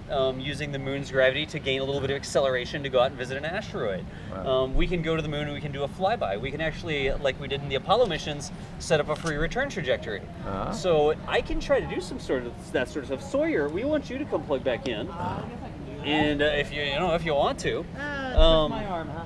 and maybe I can do a better job of flying the rocket, and I'll get up into a trajectory here, and maybe we can go on a flyby of the moon or something like that. Oh, yeah, moon or we've also got an Venus ISS maybe we could dock with. So we've got a lot of different things going on here. But I'd love to show you, for a video game, we're not just running around shooting people in the face, right? Uh-huh. A lot of video games get a bad rap because of that. This is a STEM video game. It helps people get excited. It helps people understand the basics of it. It's not the full in-body dynamics, right? It's not a Yeah. simulation, but it's enough so that people who aren't rocket scientists can get excited about what Yeah. happens in space and just gain a better understanding for what it takes to get this stuff done and kind of how we get it done. I'm so a big fan of that stuff. it's a lot of fun. We have kids that watch, we have families that watch the show, and we do different lessons. We have like a curriculum we go through, and we say, hey, today we're going to show how a Soyuz would rendezvous with the space station, and we talk through that. Today we're going to show how the Apollo missions landed on the moon, and we'll talk through that. How we land a Curiosity rover on Mars. We can simulate those things. Now, because people see this on their screens? Absolutely. Yep. They see And they also here, see us. actually. It's right yeah, over there. We've got it over They see here. us. So they see us down in the corner in the game. But we've got an entire solar system here. We've got different analogs of different planets. We've got like I can actually take you on a tour right quick. Here's our sun, right, called Kerbal. We've got a little Mercury analog, a small rocky planet close to the sun. You can visit there, you can land a probe on it and explore it. you can actually go and do different science experiments and gain science from visiting different And craters. will this and tell areas. you like where the equator is on that? Yes, and absolutely. So so we've got an forth? entire, all the math is Mass being and- done by the game. It tells Uh-huh. you your periapsis, it tells you your semi-major axis, everything that you need. The delta V available to the craft using the rocket equation. All of that is simulated in the game. We've got a Venus analog, so a big, heavy, thick atmosphere that crushes you if you get down to. It's really hard to take back off from this again. It's got a teeny tiny little capture asteroid moon. Here's our planet, Kerbal, where we launch all our missions from. We've got a moon. No, I won't go through everything. We've got a captured ice planet sort of deal. Here's our Mars analog. So one of the things we can do, we can build a Curiosity. We can send it to our Mars analog and land it, and then drive it around and do science How experiments. about, do you still have Pluto on here? We have a Pluto analog, and we actually did the New Horizons mission. We built in the game a New Horizons probe, and we went all the way out to, we're going through the moons of Jupiter now. Nope, that's Pol and Bop. There we go. So we have Elu. And the funny thing is, this is what we kind of thought Pluto was going to look like, and so we made it kind of icy with these big cracks. And now that we've got the imagery back from Pluto, it's like Pretty it is good. a lot different place than we thought, and it's kind of the same that we thought. Like some of the cracks may have mountain ranges on it that we've observed. So we have a bunch of different places. In even this one is in an orbit that sometimes takes it inside the orbit of a gas giant. So we've got different inclinations that we have to match. We've got different orbital periods. We've got different eccentricities, and it's different challenges to get to different places. But Sawyer, let me load up another rocket. Okay. I think we could probably go and rendezvous at the space station. Let's I could do talk that. about doing an orbital rendezvous. When I'm doing a maneuver, I'll kick in kind of what I'm doing, and you guys just roll ahead. We've already kind of talked about getting into space and that sort of stuff. We've talked about Greg's book. Just you guys have fun, and I'll have fun too. All right. Well, one thing that I do, I'm a ham radio operator. And you did ham radio on the station, Yes. right? Yes, we did. What's the story behind that? What made you decide to do that, and how does that work? Well, I was also a ham radio operator when I was in high school. I sort of left it back then, and we use Morse code, and I've pretty much forgotten it. But I did have to renew my license, and I did, and that was part of my training at Star City. So I was trained in Russian, and I had an interpreter who got me through, and the test is pretty straightforward. So I renewed my license, and I did a number of ham radio sessions when I was on the station. As you might imagine, lots of people want to get in touch with it. Oh yeah. I have to throw this in. Everybody in chat says that you're absolutely awesome. So thank you for joining us. There's a live Thank chat you. going through for people watching All the right. show right now, and people say that you're absolutely amazing. So I wanted to pass that on now that I checked All chat. right. Okay. Thank you.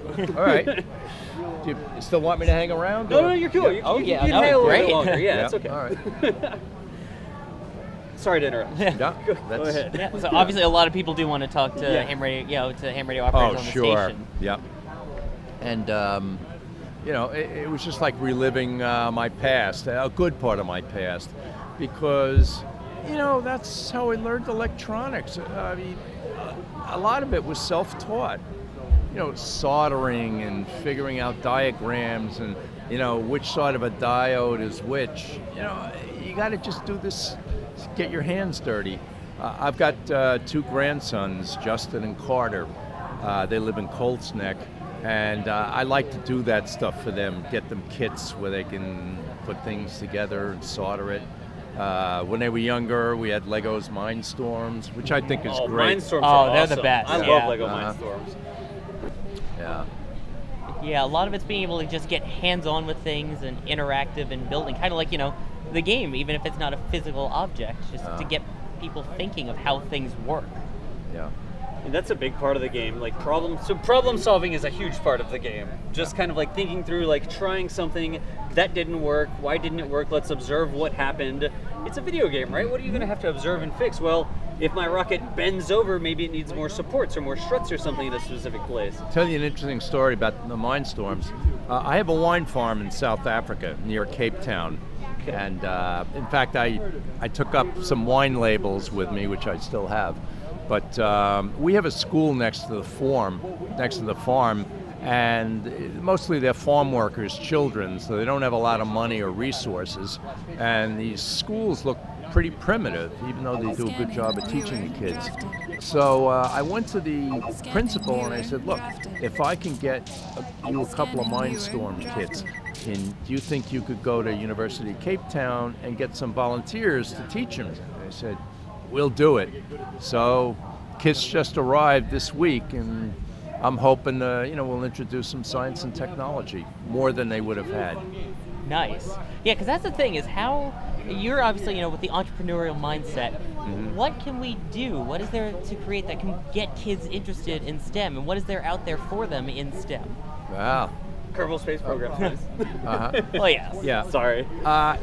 You got to do imagination. My grandkids are getting to be 8th grade high school, and it's not so cool anymore to have grandpa come in. But I used to come in and do science stuff, and it had to be mind-blowing. It had to be like, wow. Of course, the all-time favorite is the Van de Graaff generator, where the kids put their hand on and their hair flies up.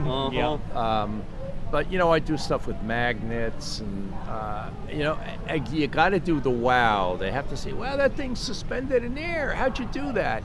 And then you can start putting in the principles. If you do it the other way around and try and describe magnetic fields, it doesn't work too well. You got to have the wow factor first. One of the part-time jobs I've done is I did like after-school science programs for kids, and it wasn't to sit there and make them memorize equations. It was to sit there and show them things that made them say, "Wow, that's awesome," just so they could say, "Wow, science is something that's really cool. Science is something that makes me say that's amazing," and get them kind of like the foot in the door to want to learn more about it. But it's always the wow factor first.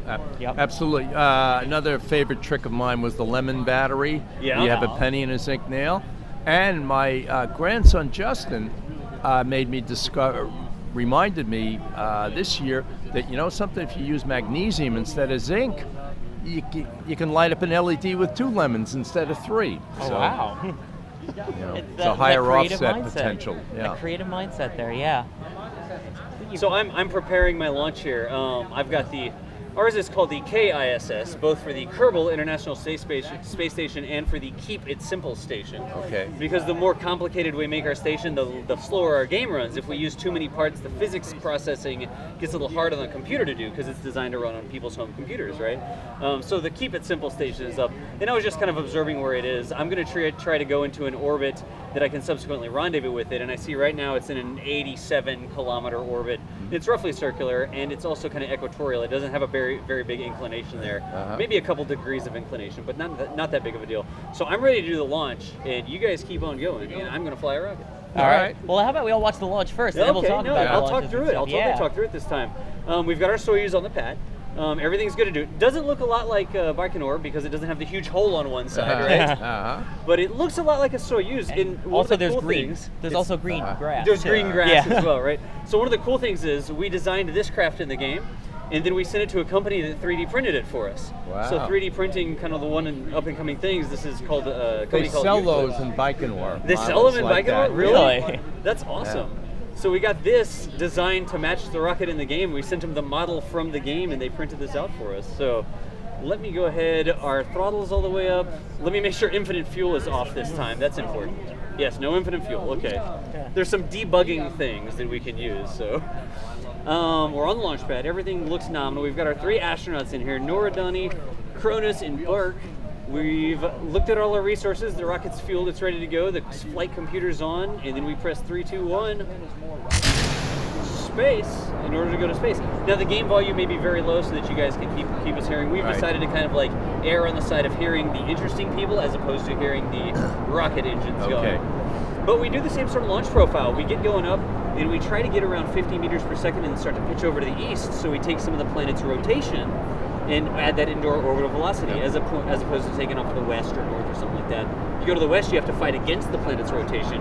You go to the north, it's kind of like a zero-something. You got to cancel it out if you want to go straight polar.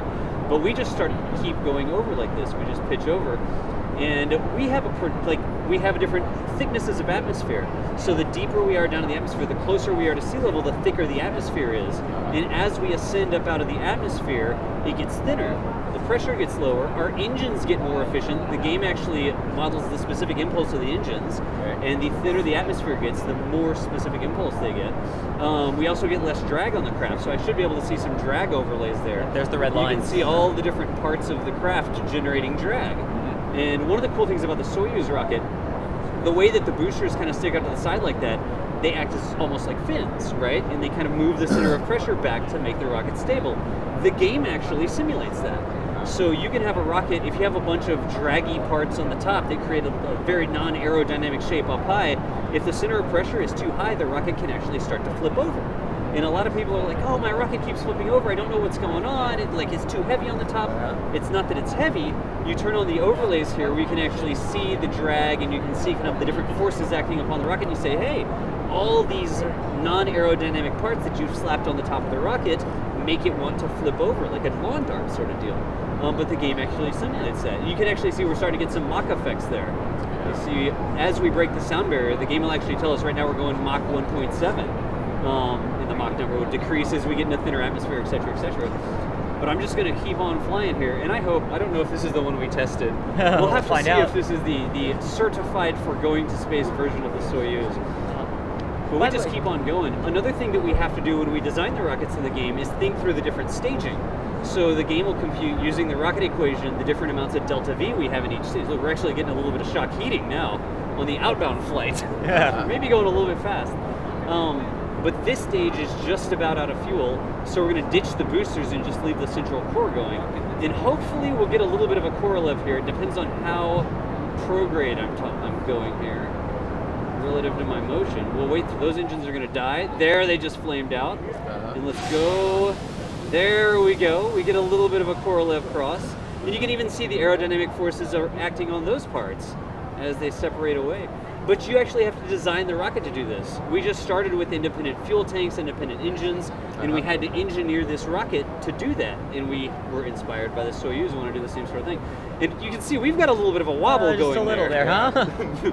I'm sure that the actual rocket doesn't wobble nearly this much. Can you feel no. anything like that? No, I didn't, no. Now But- coming down, of course. Yeah, it coming does. down, that's a whole different story, Yeah. right? But we're just going to keep on going on here. What are we at? We've got an apoapsis of 57, 58 now. This is the most wobbly stage of flight, simply because we didn't spam a bunch of parts in to try and make this rocket rigid. And pretty soon, the central core is going to decouple, and we'll go on with the upper stage. Whoa, whoa, whoa, whoa, whoa. Calm down, rocket. All right, you cool? All right, it's There it behaving goes. now. I was probably duty cycling it because I'm actually flying it right now, right? There are some awesome mods for the game where you can actually write programs that will fly your rockets for you. Yeah. So there's a scripting language that controls the rockets. And hopefully this rocket will not, yeah, there we go. Now that stage is out. We'll pop the next stage and we'll keep on going to orbit here. And so I didn't do a very good launch. I was running my mouth most of the time. I talk a lot sometimes. That's good.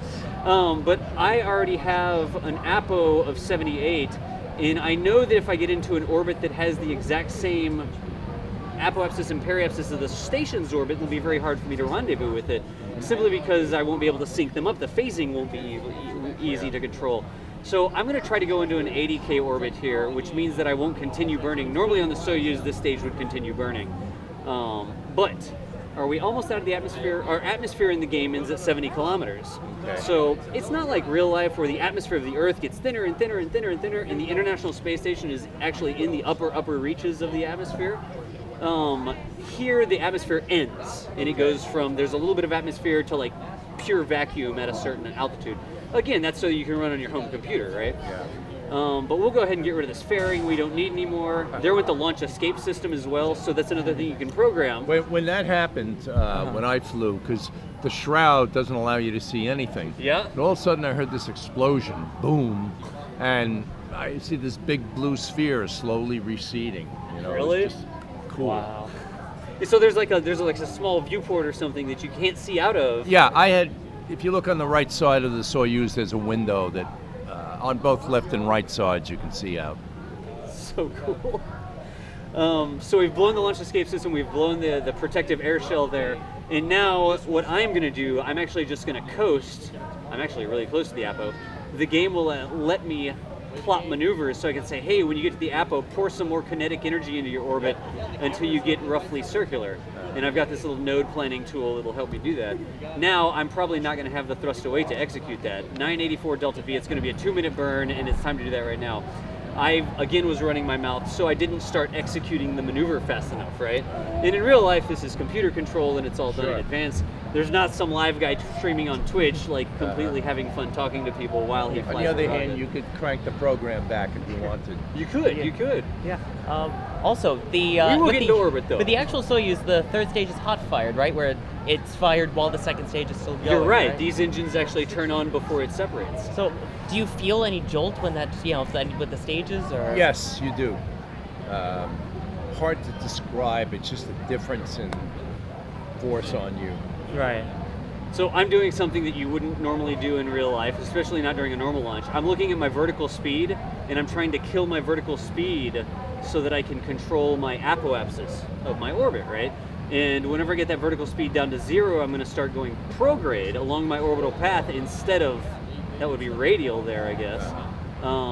And if I can keep that vertical speed down by doing a very unrealistic maneuver here, I know that I'll be able to get myself into a circular orbit. So as I pour on more and more orbital speed, I need to get that up to about 2,300 meters per second with this planet in order to get going. It's a lot faster in real life, but I can see my periapsis is increasing. Right now, it actually intersects with the planet, which is something we don't try to do when we want to be in orbit. We want to be falling and missing the planet, and that just means I need to go faster and faster until I'm falling at the right rate to miss the planet. So there we go, and I'm just flying the craft by the seat of my pants, basically here, trying to maintain that vertical speed right around 0 meters per second, meaning that I'm traveling very near my apoapsis. And that periapsis is down to 90, and you see, as we pour on more and more kinetic energy into that orbital velocity there, we miss the planet more and more. We get better and better at missing the planet until eventually we completely miss the planet. We grab ourselves a little periaps there, and we get the flip. That's an 82 by 77 orbit. Not the greatest orbit in the world, but I know from an orbital standpoint, if I do a little bit of anti-radial here down towards the planet, which makes my engine look like this for everybody in chat, I'm actually going to burn inwards towards the center of the orbit. That will help trade some of that periapsis for apoapsis.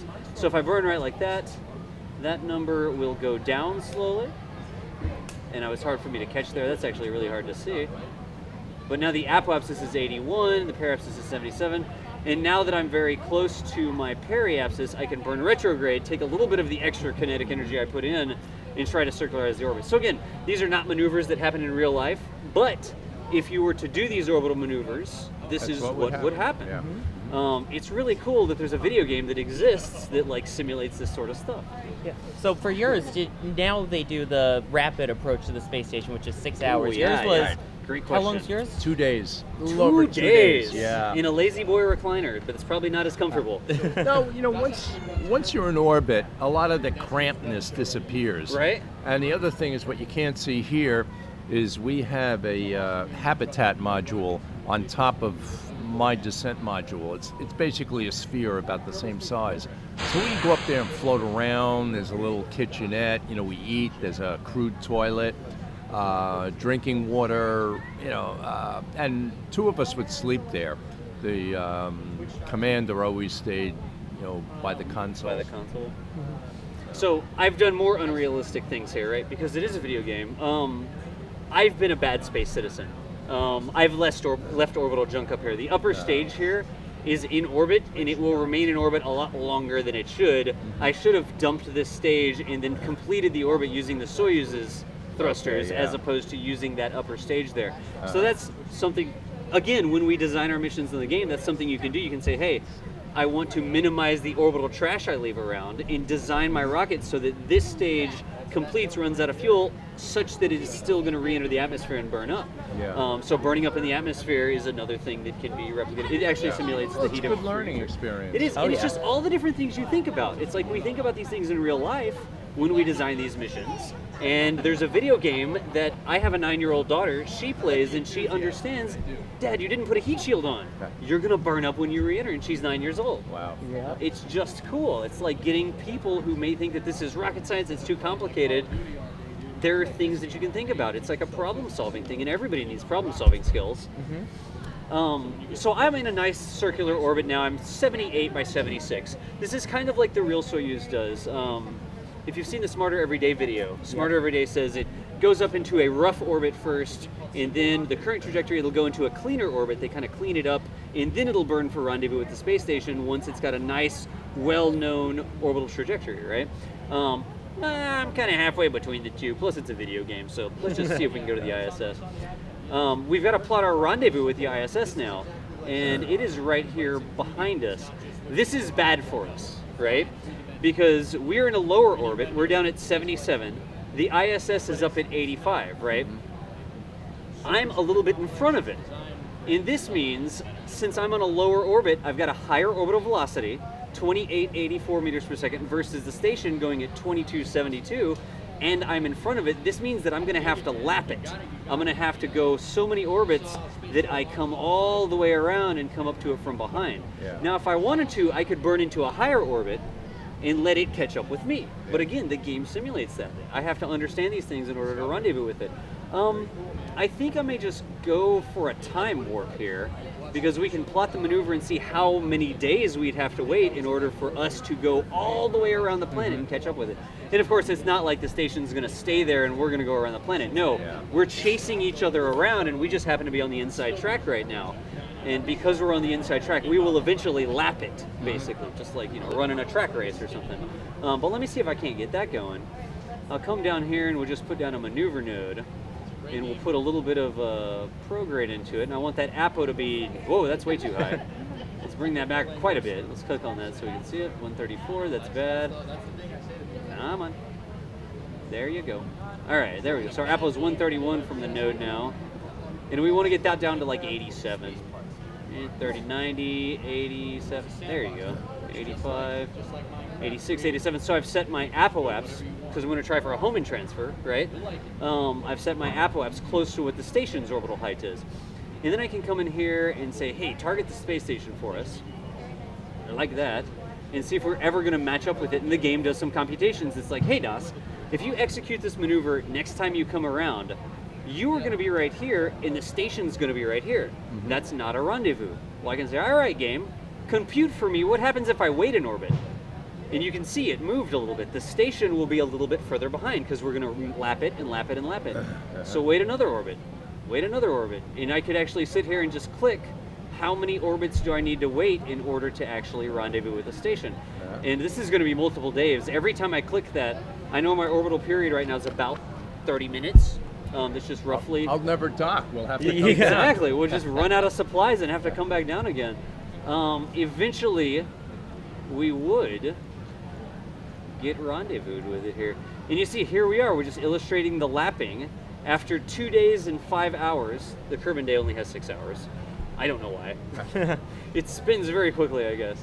I should be able to get very close to a rendezvous there. There you can see we'll come within 13.6 kilometers if we wait for 3 days and 3 hours, 3.5 days. But that's the way that real orbital mechanics would work.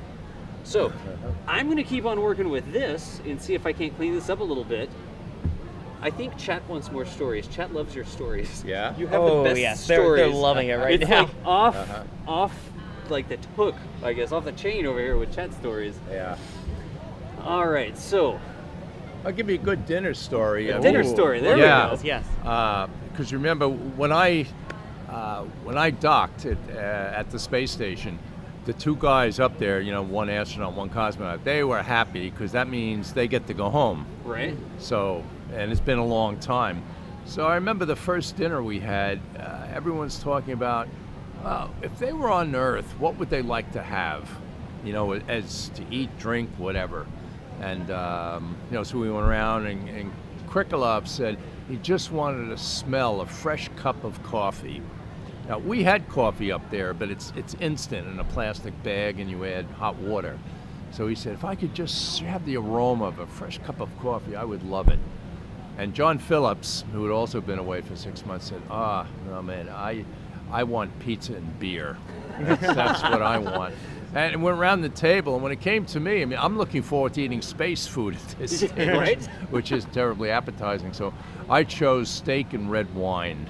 Nice. So, that was our dinner type talk. And, it's like anything else. It was dinner time when you get to know people, because you kind of lay your burdens down. There's a lot of maintenance work that goes on during the day, but, meal times, you just kind of sat around and talked and get to know each other. That's one of the cool things, I think. Like astronauts, people that go to space, people that do these things, it's very like romanticized almost. It's like, wow, these people are like so far up there, and it's like, hey, we docked with the space station, and then we talked about what do we wanted to eat. It's like they're real people too. They want a good steak and wine. They want to smell coffee. Like they're real people who train hard to be able to do this. But the 8 days I was on the station, things are pretty hectic, because remember, Phillips and Krikalev, they're planning the descent, so there's a lot of operational stuff to do. A new crew just comes on, so and then there was a progress dock there for supplies, so just a lot of activity, a lot of things going on. Now, once we left and MacArthur and Tokarev are on there, there's still a lot of things to do, but there's a lot of downtime. On weekends, they get days off and things like that. And you get a lot of time to think. So, while you're at these dinner conversations, obviously it's a very international crew. It's maybe a bizarre question, but what is the language of choice, or does it depend on which module you're in? Very good question. What module you're in? Yes, exactly, it is. Certainly on the Soyuz, it's all Russian. Now, the official language of the space station is English, because it's international, that's by agreement. So most Russian cosmonauts speak, reasonable English, and our conversations tend to be in English. But certainly anything with the ground on Moscow is all done in Russian. Whatever Russians are on board are certainly speaking Russian. So, and the other thing is, it really is a bilingual station. Everything, whether it's a power supply, power, Patenya, there's both the English and the Russian word for everything. So there are actually some questions that came from chat over here. I can answer one because you answered it earlier. Did you go down in the same Soyuz you went up in, or in a different one? It was two different ones, right? Correct. I launched on TMA 7. And that stayed docked on the station for 6 months. I came down on TMA 6, which had been already there for 6 months. Krikalev and Phillips had taken off 6 months earlier in that. And that's the one that's here at the Intrepid. It's TMA 6. The one you rode down in, right? Yes. Gotcha. We landed in Kazakhstan, a couple of hundred miles north of Baikonur. Gotcha. Now, I'm going to play off of a viewer question I saw. They were asking how you sleep in space. How you sleep in space. And one thing I was wondering is, since you're just there as a visitor, you weren't there, for a full 6 month stay. Did you get your own bedroom on the station, or did you stay in the Soyuz, or what did they make you sleep? Stay in the Soyuz. Officially, I was a Russian subject, so I was only supposed to be on the Russian segment. But, when you're up there, it's your colleagues. Yeah. And one of MacArthur said, Greg, there's a good spot over there. Why don't you just tie your sleeping bag up there? So, with respect to the Earth, we sleep vertical. Right. And you tie a sleeping bag against the wall so you don't float around, and that's how you sleep. You also sleep with your arms out. Really? Yeah. Because that's kind of the natural position that your arms take without weight. Yeah. It takes actual effort to keep them at your side. It's almost like floating in a pool, I guess. Like if you float in a pool, they're kind of like... Yeah. Cool. I have a video on my iPhone. I don't know if you can see it here, but anyway. I don't know if we'd have a way to play that. Unless we just bring it right up to the camera. That's we could totally play it. Like if we got a copy of it, we could play it. But I don't think we can play it off the iPhone. Yeah, we should have had foresight for that. Hey, we'll definitely play it on another stream. That's oh for yeah, sure. Yeah, we'd love. We're to here do all that. weekend, so yeah. All right, so we're almost going around here. What else do we get with chat over here? Let's see here. Let's see. I don't believe the cupola was in place then. The cupola No. is not installed No, yet. it wasn't, unfortunately. Okay, so no time in the cupola. Right. Yeah. One thing I'm wondering is now they have the digital Soyuz. So you like the last one that docked was 17M. Yours was just 6 and 7. Yeah. Do you know a little bit what the difference is with the digital ones versus the one you flew in, or is it? I don't know much other than obviously, many things, including the guidance system, has really been cranked up. But no different. The crew doesn't have any more amenities or anything like that. It's still pretty much the same. Soyuz Not to my capsule, knowledge, right? yes. Yeah. It's a pretty basic device. Very reliable one, though, as you know. It's been Oh, operating yeah. for quite a while, yeah. Uh-huh. With some software and I guess computer upgrades, but on Yeah. the whole, yeah. But that's with anything. Could you tell the difference between TMA6 and TMA7? Like, just if you were inside, did you know one from the other? Yeah, they seem pretty much the same to me. I didn't get a lot of time to check out TMA6 Right. when I was flying because it's pretty much get in there Get in and and go. get home, yeah. Yeah. We spent a lot of time adjusting the mass because, the amount of lift and drag depends on where the center of mass is. And the center of mass doesn't necessarily coincide, with the geometric center. And that amount of offset helps determine where you're going to land. Yeah. So we had to be very careful with our adjustment of where we put the supplies that we're bringing back down on Earth. Seems like you had to tune the spacecraft to get you home successfully. Exactly, Yeah. yeah. Which is why going up I was allowed 10 kilograms of supplies, but only 5 coming down.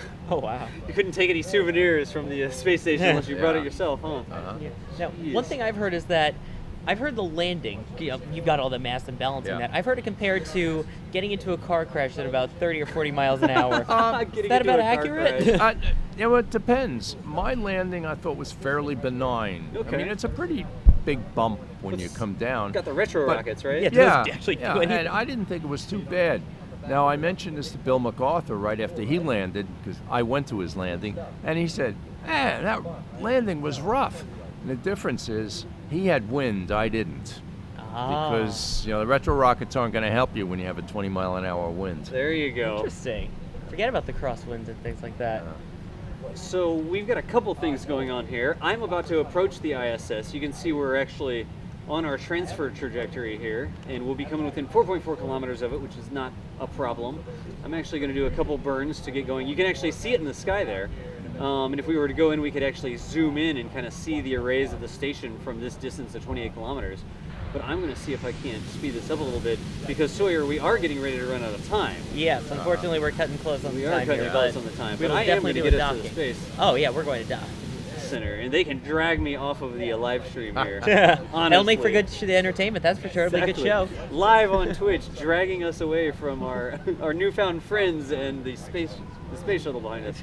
Now we're going towards it. That should have increased my, that's 4.8 kilometers.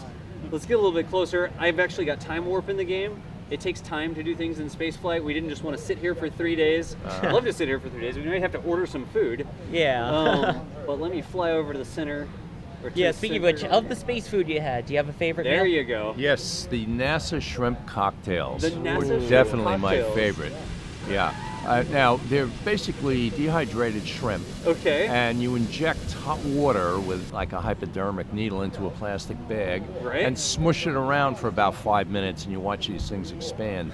But the sauce is tangy. Okay. Because, the diet is basically very bland. kinda bland. 'Cause they don't want you to get sick. They don't want you to have upset stomach. So it's pretty, Yeah. oatmeal, stew, stuff like that. But everybody liked the shrimp cocktails. And I was very, very cognizant that, listen, MacArthur and Tokarev, they're going to be here 6 months. So I kind of deferred to them not to eat too many shrimp cocktails. Not to eat too many.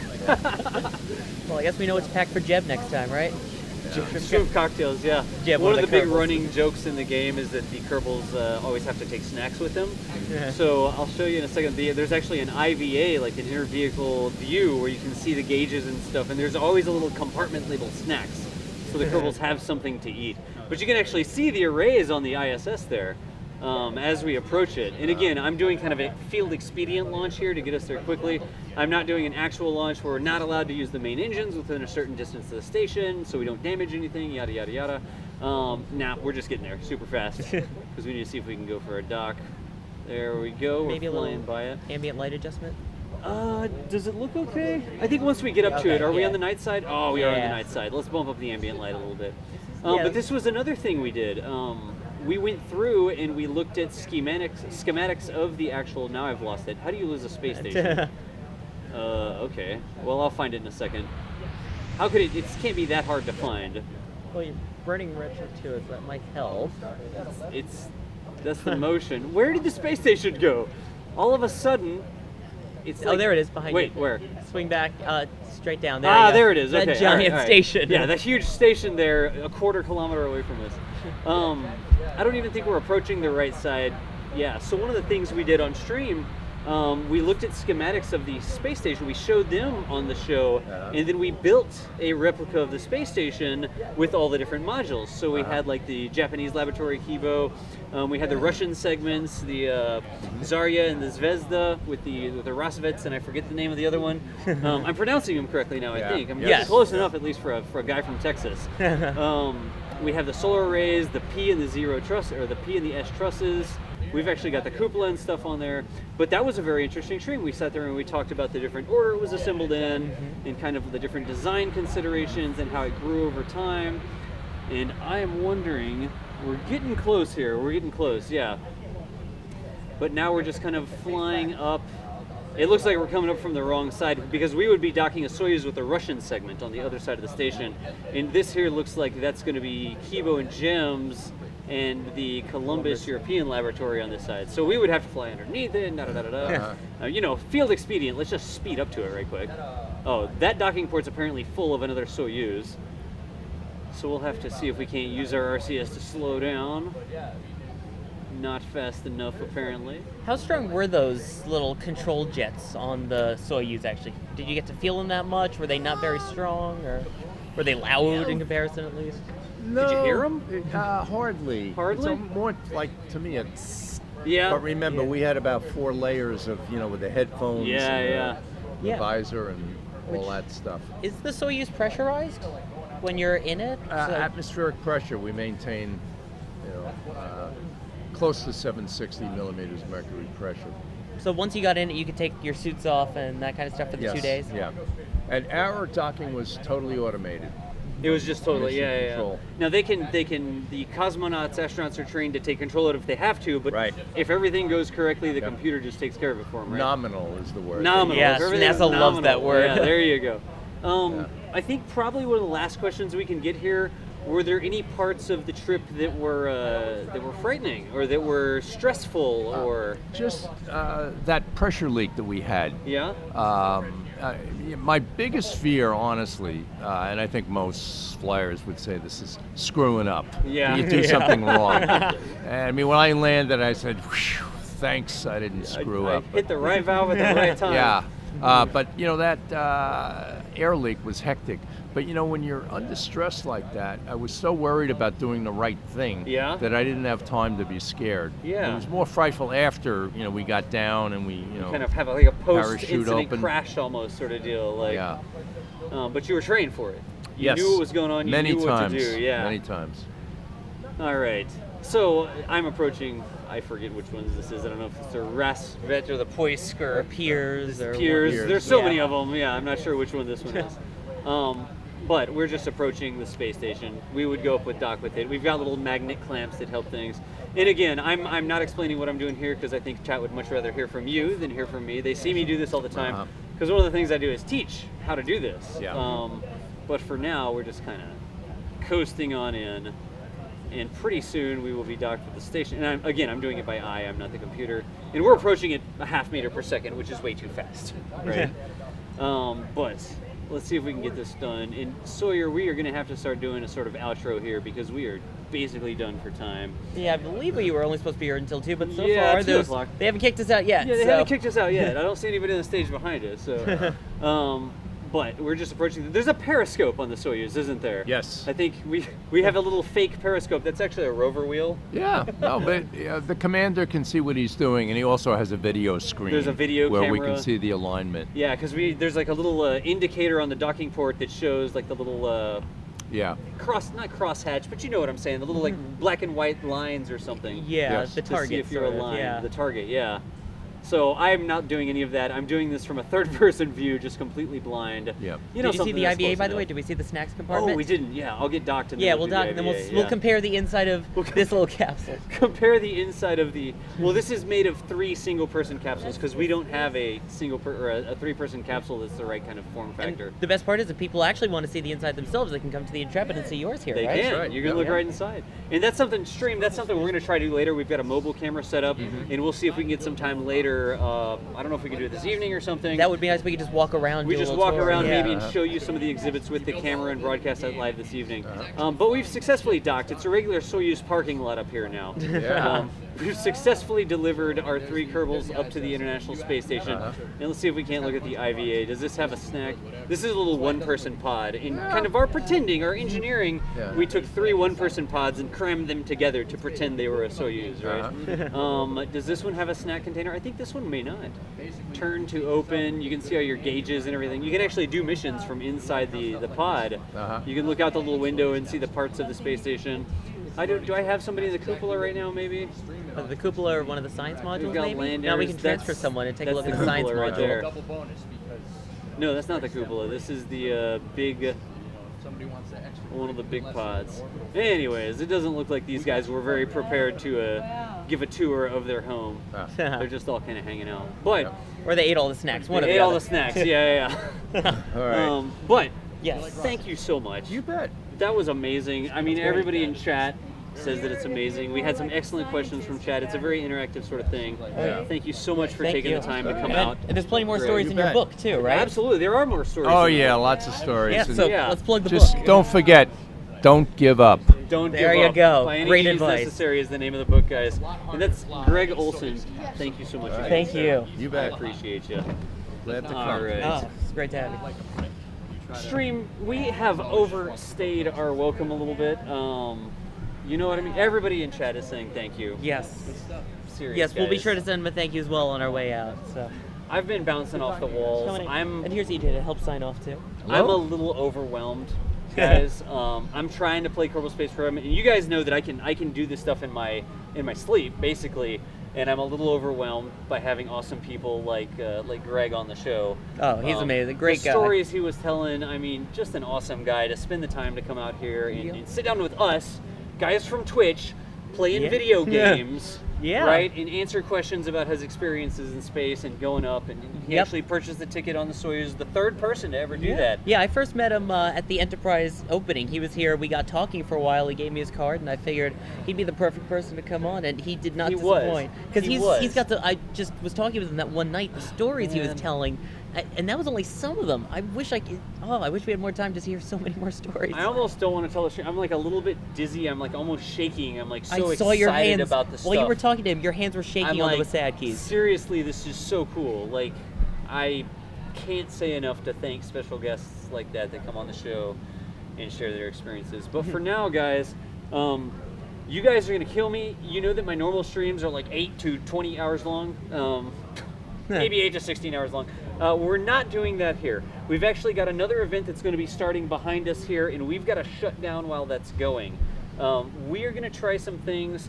Be watching. We're going to talk to the staff to see if maybe while that event's going on, we can go mobile. Maybe if we're not sitting here and we shut down our lights, we won't be too intrusive. Just remember to breathe. I will totally remember to breathe, guys. I will absolutely do that. Be watching the stream here. Follow us on Twitter every time we go live, and we're going to go live every chance we can get because we've actually got a mobile camera rig where we can walk around some of the exhibits here. And I've designed part of the exhibit. I can give you tours of Sawyer's it. a good guy to give and us a EJ's tour of stuff. very knowledgeable about the shuttle. So between the two of us, I think you and Das too, we are in for something special. I'm not even a pretty face, I guess I should say. We're also going to try to do a Periscope. If you guys have heard of Periscope, it's the little mobile app where we can actually do sort of a stream not through Twitch on our phone. So make sure you follow me, NASAman, EJ on Twitter. I'm at K-Space Academy. We've got at EJ_SA. EJ_SA and at the NASAman. At the NASAman, At the NASAman. Mods, if we could get some links to the Twitters in chat over there. follow us, because if we're able to do a periscope sort of thing where we're walking around the rest of the museum, we will totally try to do that. We're also going to see if we can't maybe sneak permission to get mobile here and walk around with a wireless rig we've got for the camera. But for now, we've got to sign off. We've got to make a little bit of room and shut down our lights and stuff for this next event that's going to be going on here. We will be back tomorrow morning, absolutely sitting right here again at 10 a.m. Eastern Daylight Time, live from the same place. Tomorrow we're going to be, I don't even know how it's going to work. I mean, we didn't barely get anything. I could barely rendezvous with the space station, much less build a space shuttle. And we've got so much more stuff coming on. We've got another special guest coming on from the museum as well. We do. We have another person from the museum coming on tomorrow. Yeah. So I think you did pretty good considering you had an astronaut in close proximity. I think you did all right. Chat, what do you guys think? I think he did okay. I was overwhelmed. I hope that we're not done for today, Mihai. We'll definitely be trying to do a periscope, so follow us on Twitter. Yeah. That's where that notification And will we'll come probably from. be, if you are in New York City or you're in the area. That's right. We're also going to try and meet up with try some to people do a meetup. too. I think we'll try to do the meetup tomorrow. Yeah. Evening. Just keep an eye out on all of the Twitters and because everything. tonight here on the Intrepid is the free astronomy free night. astronomy night. So if you're in New York City, if you hear the sound of our voice and you're in New York City, or you're within striking range of New York City, come over to the Intrepid Air and Space Museum. There's a free astronomy night on the deck of the carrier. 6:45 to 10 p.m. Eastern, and there will be an astrophysicist talking and answering questions too. And I think they're going to have telescopes up and that sort of Telescopes, stuff. and the person who does Apollo 11 with his hands. That's right. And it looks like the shuttle, I think the shuttle pavilion is going to be Shuttle open. will be open, yes. So it you looks get like to see awesome this. weather from what we've seen. Oh, gorgeous. I figure as long as we're plugging the museum, we can keep talking. But if you're in New York City, you should totally come by the Intrepid. They're having a space and science festival all weekend. It's normally just an awesome stuff going, a bit of awesome stuff. But even if I mean, we're here. Yeah, so you just come by us and see. Oh, yeah. We'd We'd love to meet you guys. Somebody was like, "Oh yeah, you're the guy from Twitch," and I was like, "Oh, I guess I'll take that. I'll be the guy from Twitch." What did Mike Massimino call you? He Twitch said guy? The Twitch guy. Yeah, that was yeah. Twitch. An astronaut It's called like, you the Twitch guy. Sawyer, and you must be the Twitch guy. And I was like, all right, I'll take that. I'll take it. So come meet the Twitch guys. That's our new name, the three of us. We are the Twitch guys. But guys, we've got to sign off for now. Gav, thank you for that. Guys, I know that I wasn't on top of chat as much as I normally was. I was so overwhelmed by all this, but thank you guys so much. I was trying to get the questions. We are learning lots from this. Tomorrow's show will be even better. But follow us on Twitter. We'll try to do the Periscope. We'll see if we can get permission to go mobile here on the same stream later today. We will figure it out, guys. But for now, we are out. We will totally see y'all later. So for now, everybody all at once, you know what to say. Later, nerds, right? All right. 3, 2, 1. Later, nerds. All right, that was corny. That was perfect. That was perfect. We did a good job. It's almost like yeah. we practiced that. All right, Sorry, guys. wait, we got to end it cool. Wait. We were totally out. Thank you for watching, guys. Have a great night. Stick around. We might be back later. There And you go. time for mine. As always, have a great day, night, evening, or whatever may be, where you are. Have a good one. Mine's just later, nerds. Y'all are just showing off. And in case All I right, don't guys. see you, good morning, good afternoon, good night. We're out. We're going to unplug, guys, and we will catch y'all later. Yeah.